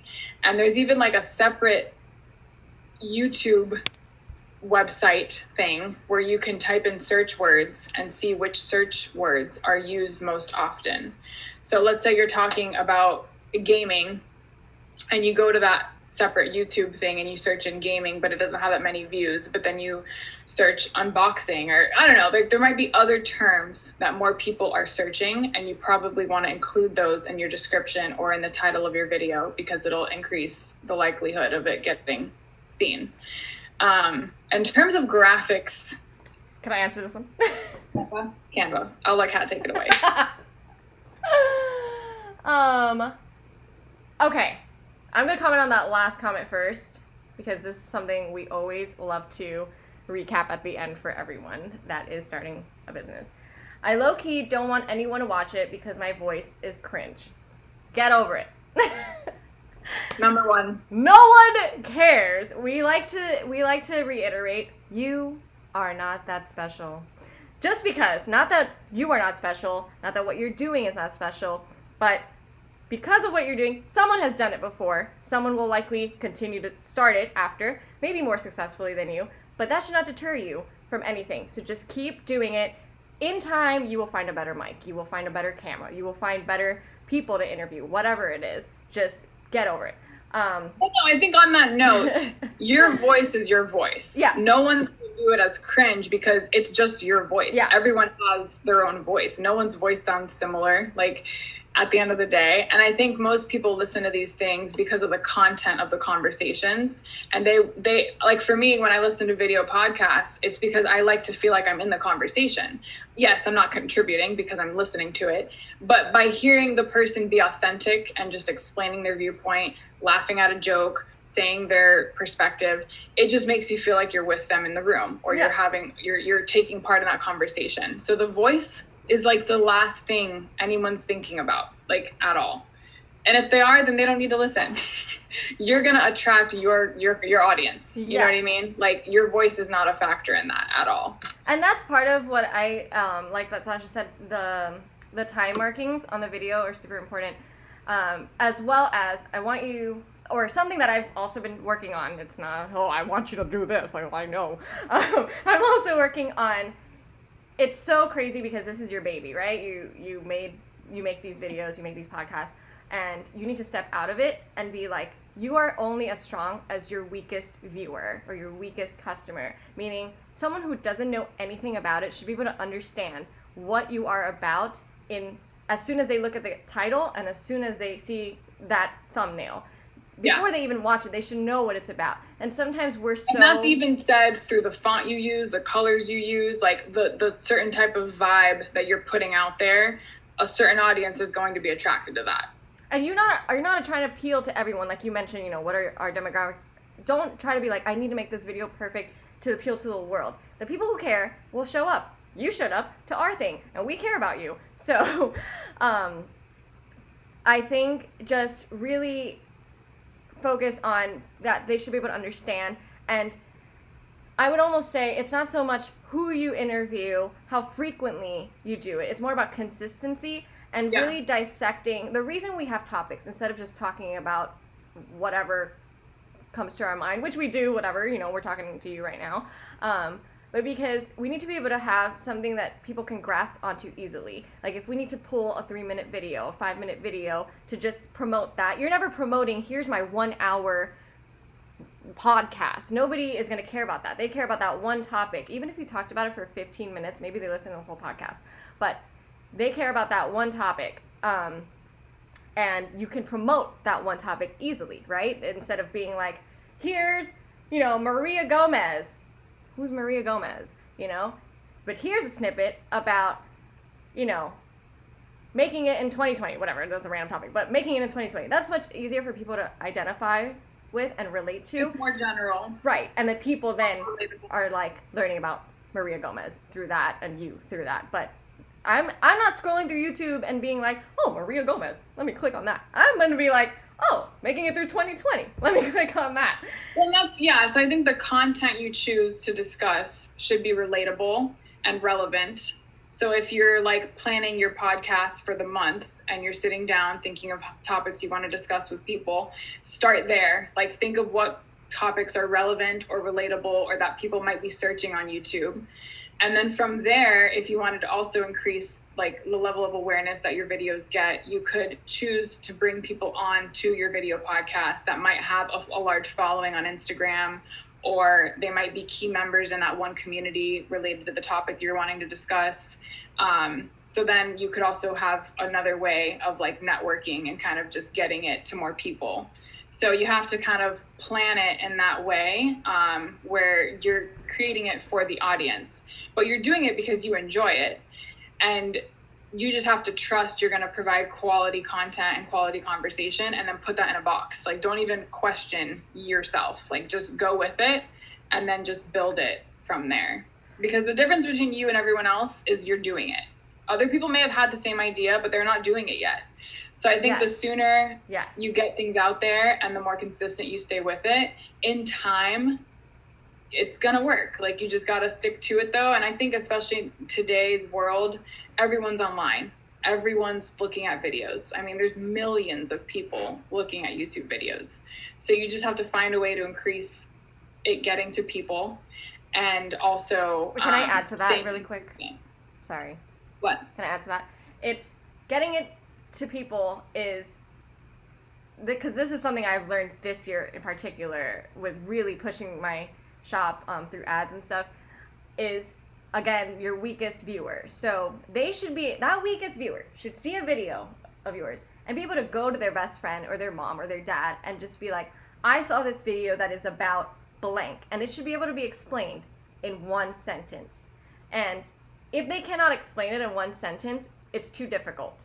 And even if your topics may be like controversial, political, difficult, whatever, it should still be able, they should be able to summarize it super fast, without really thinking about it.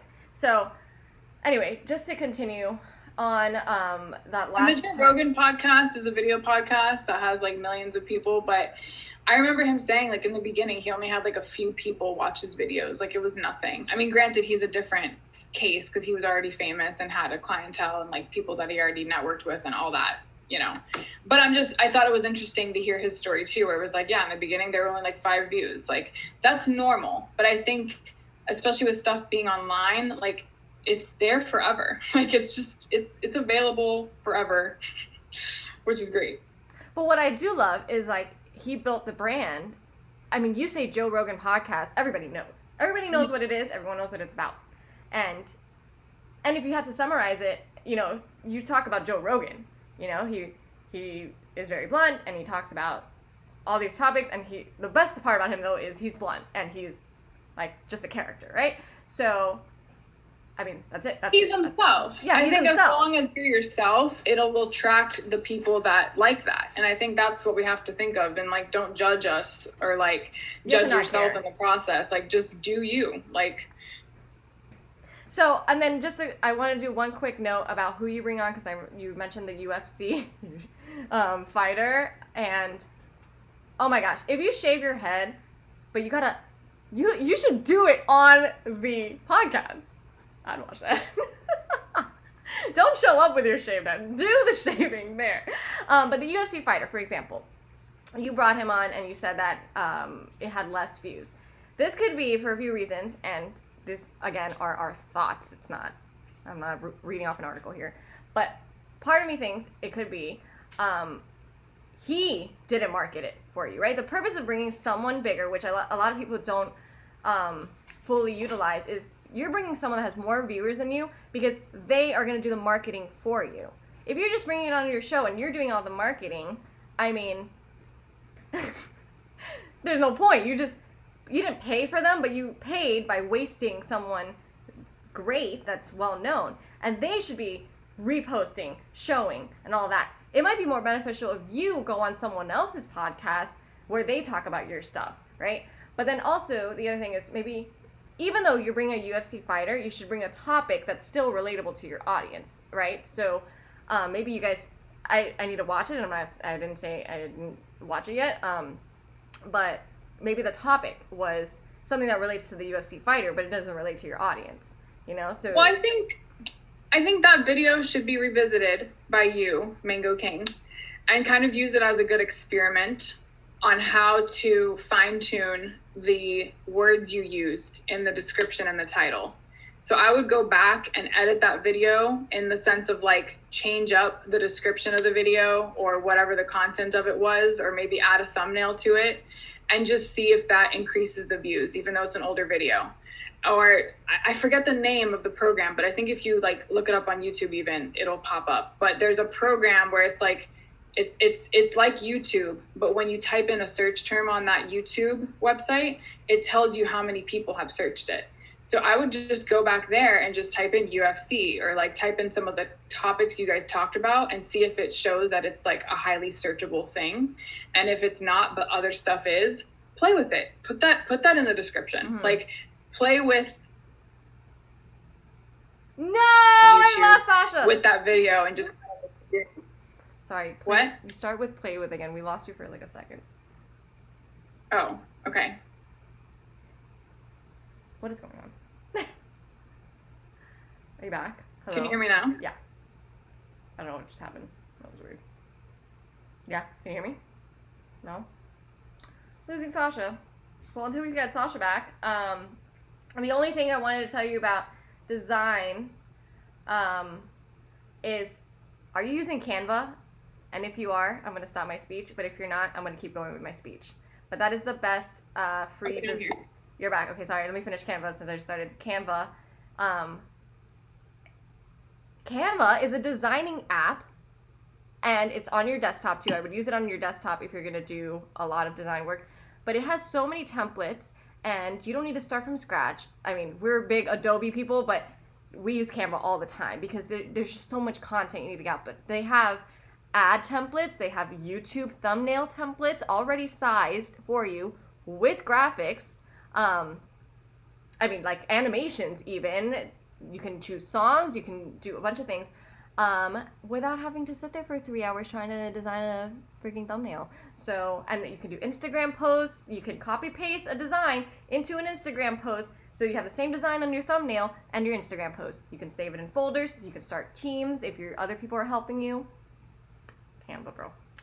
Okay, I'm going to share my screen to show Canva. Is that cool? Yeah, but let me go to speaker view. Okay, go.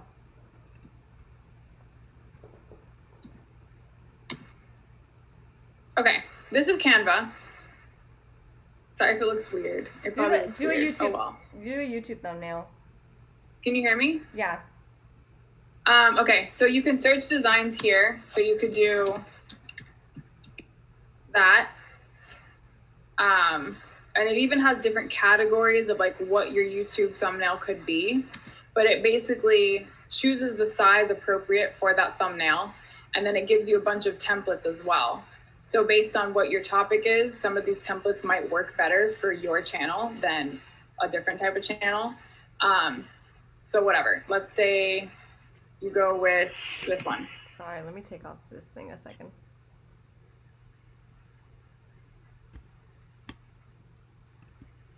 So this pulls up. I have the pro version. You don't really need it though. I might even cancel it. But you can edit everything. You can change the font. You can change the colors. Like here in the corner, you can change that from orange to pink.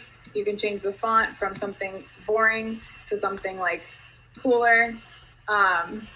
You can change this to like your logo if you have one. You can change the photo and upload photos here. Or you can use some of their populated photos if you wanted something more thematic. Like, I don't know, if you had like a UFC thing, you could have chosen a fighter and just put that in the background. Move this crap around. That's it. Boom. Whatever. You can even cancel it out. And then do, like, show the export. And it's like, boom, tells the audience what it's about. Looks cool. It's engaging. Whatever. So it's super easy. In other words, show the export. You don't have programs or anything extra. You can literally just do it on here and have it ready for your channel. Plug it in wherever you need to plug it into. And you can also do an intro video through Canva. You can do overlays through Canva. You can just basically do everything through Canva. Yes. Yeah, it's pretty amazing. He says, I could even use Canva professionally as a side hustle.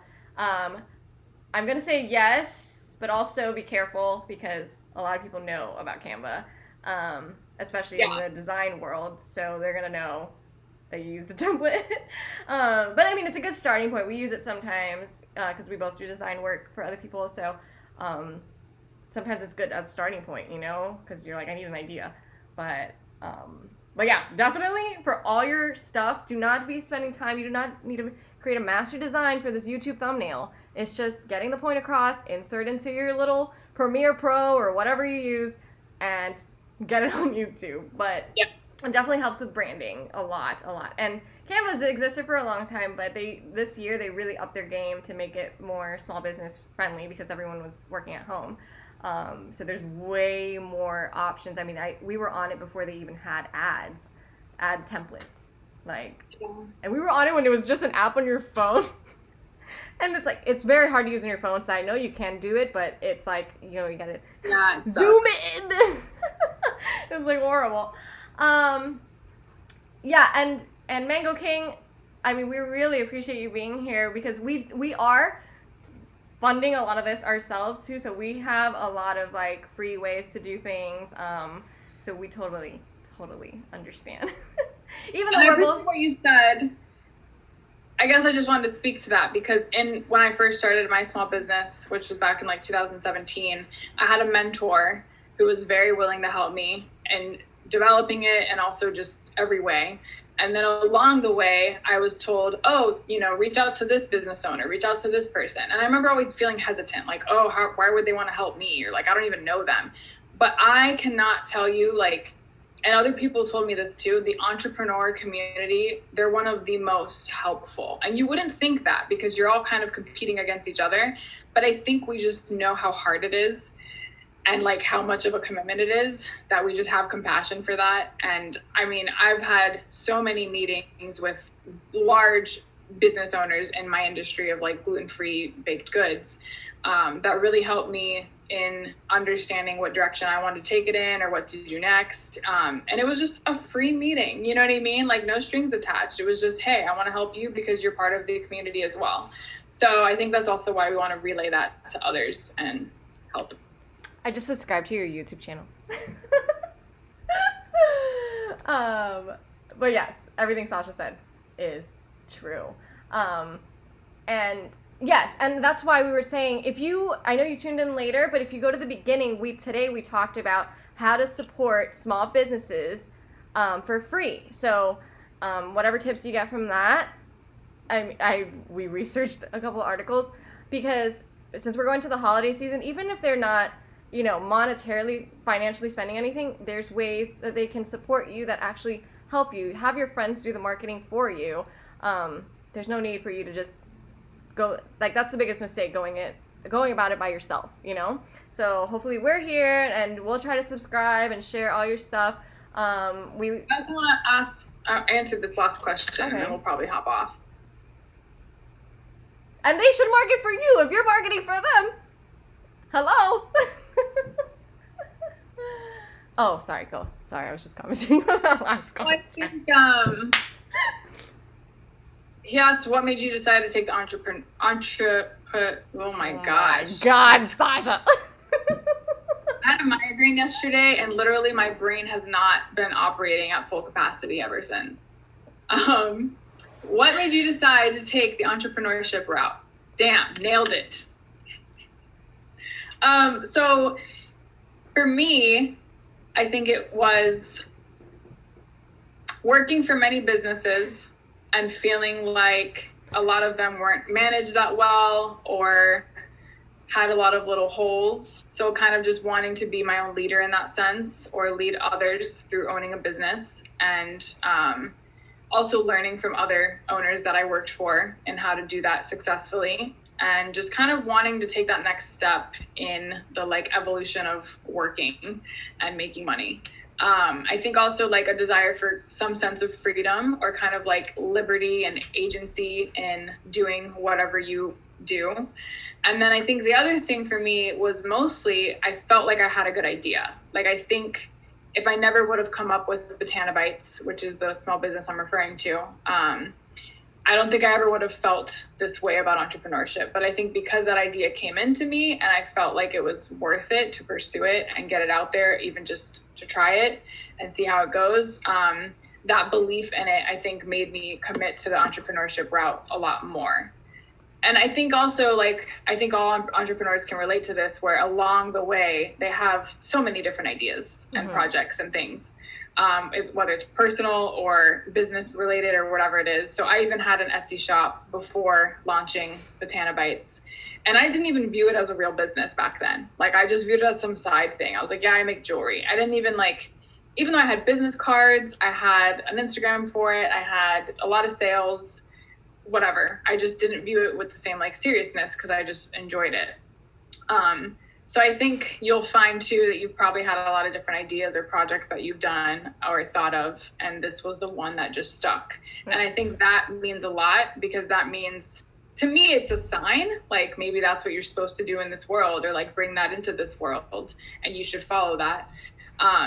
But I think there also do need to be other motivating factors for why you choose entrepreneurship, and even just writing that out for yourself, or just writing out a list of why you're doing this is good, because along the way, you're not always going to just be doing what you love. You're going to be doing some of the more nitty gritty things or the stuff you don't like as much of if you want to make money from it. So if you can remind yourself of why you started or why you chose this route, it'll help you tremendously in just staying the course, because it is a long course, whether it's with this YouTube channel or a different business later on down the road. I think it's good to always remind yourself of your main reasons you started and chose this route, because it's not an easy one. Yeah. And we had talked about this in a previous previous stream, and saying that, you have this idea, and this idea right now is 100%, right? And you're starting to notice, even from editing the videos, it takes a lot of time. It takes a lot of patience. You have to find new people to interview, find new topics. There's so much back end work, right?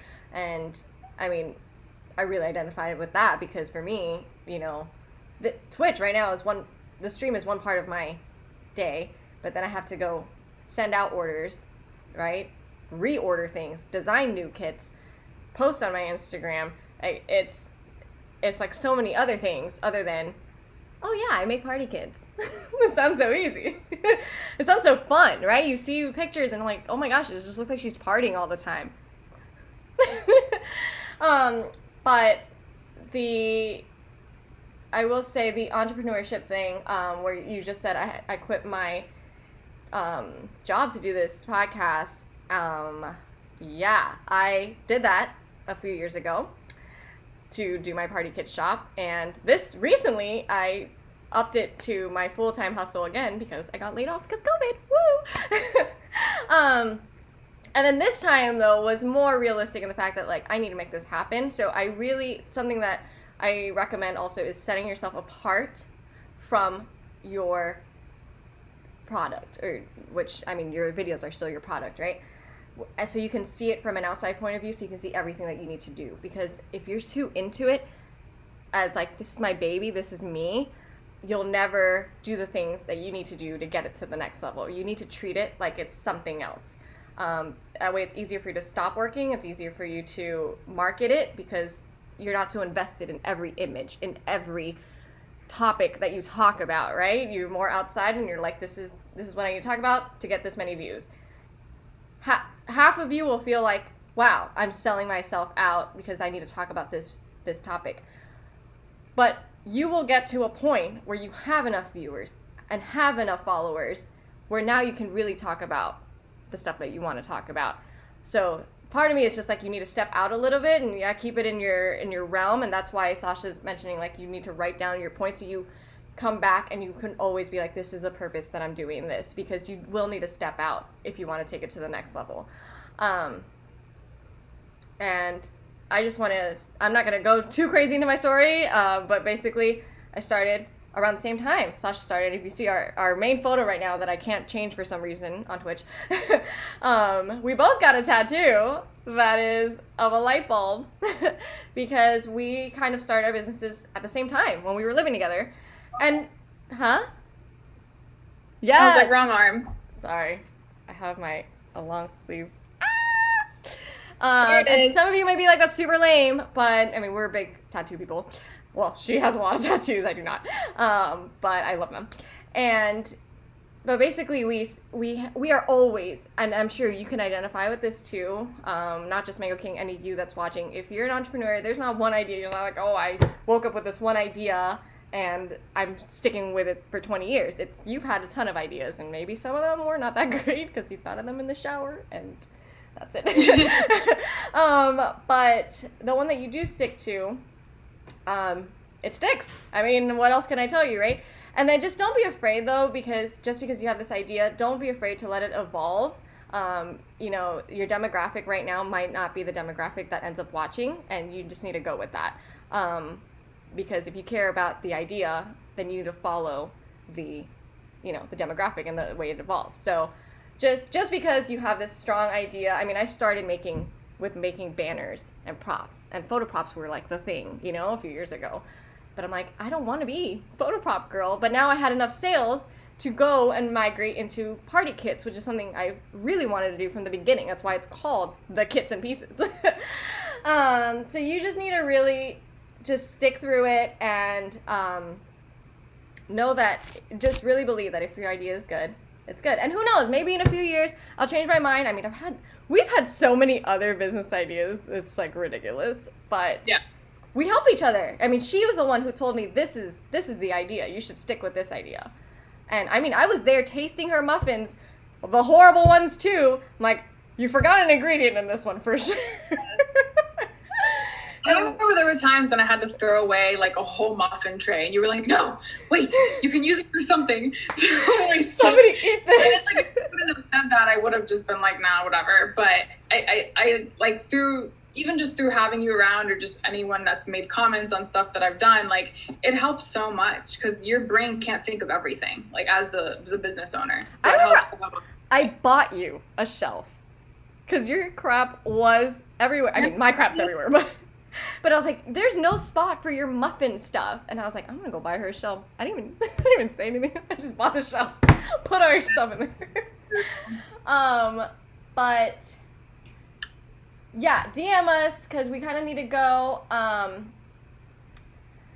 And I mean, we let people be as connected or disconnected as they want. We don't mind if you DM us, and then we can start collabing or help you out or whatever. Follow your stuff.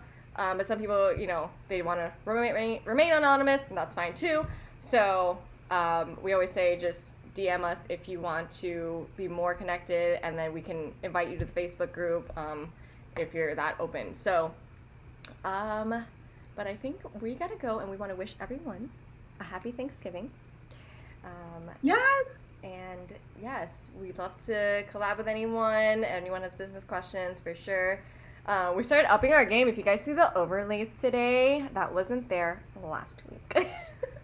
I know. Now people have the YouTube stuff done. I need to do that. Yay. So hopefully you guys can come back next week. We're gonna try to get the Discord up so that you guys can, if you want to call it, well, we have to invite you or whatever, but if you want to verbally join, so it's easier for you to explain, we're gonna start that up pretty soon. But again, bear with us because this is our side hustle. Anything to add, Sasha, before the holidays? Not really.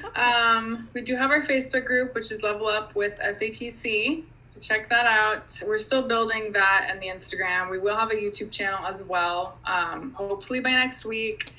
It's been a little challenging because of moving and stuff, but we're also making sure it's successful. So we're planning it well. But that will just feature all these videos and also highlights. So if you wanted to just learn about a specific topic that we discuss, but you don't want to go through the whole stream that we have on here, then you can go there.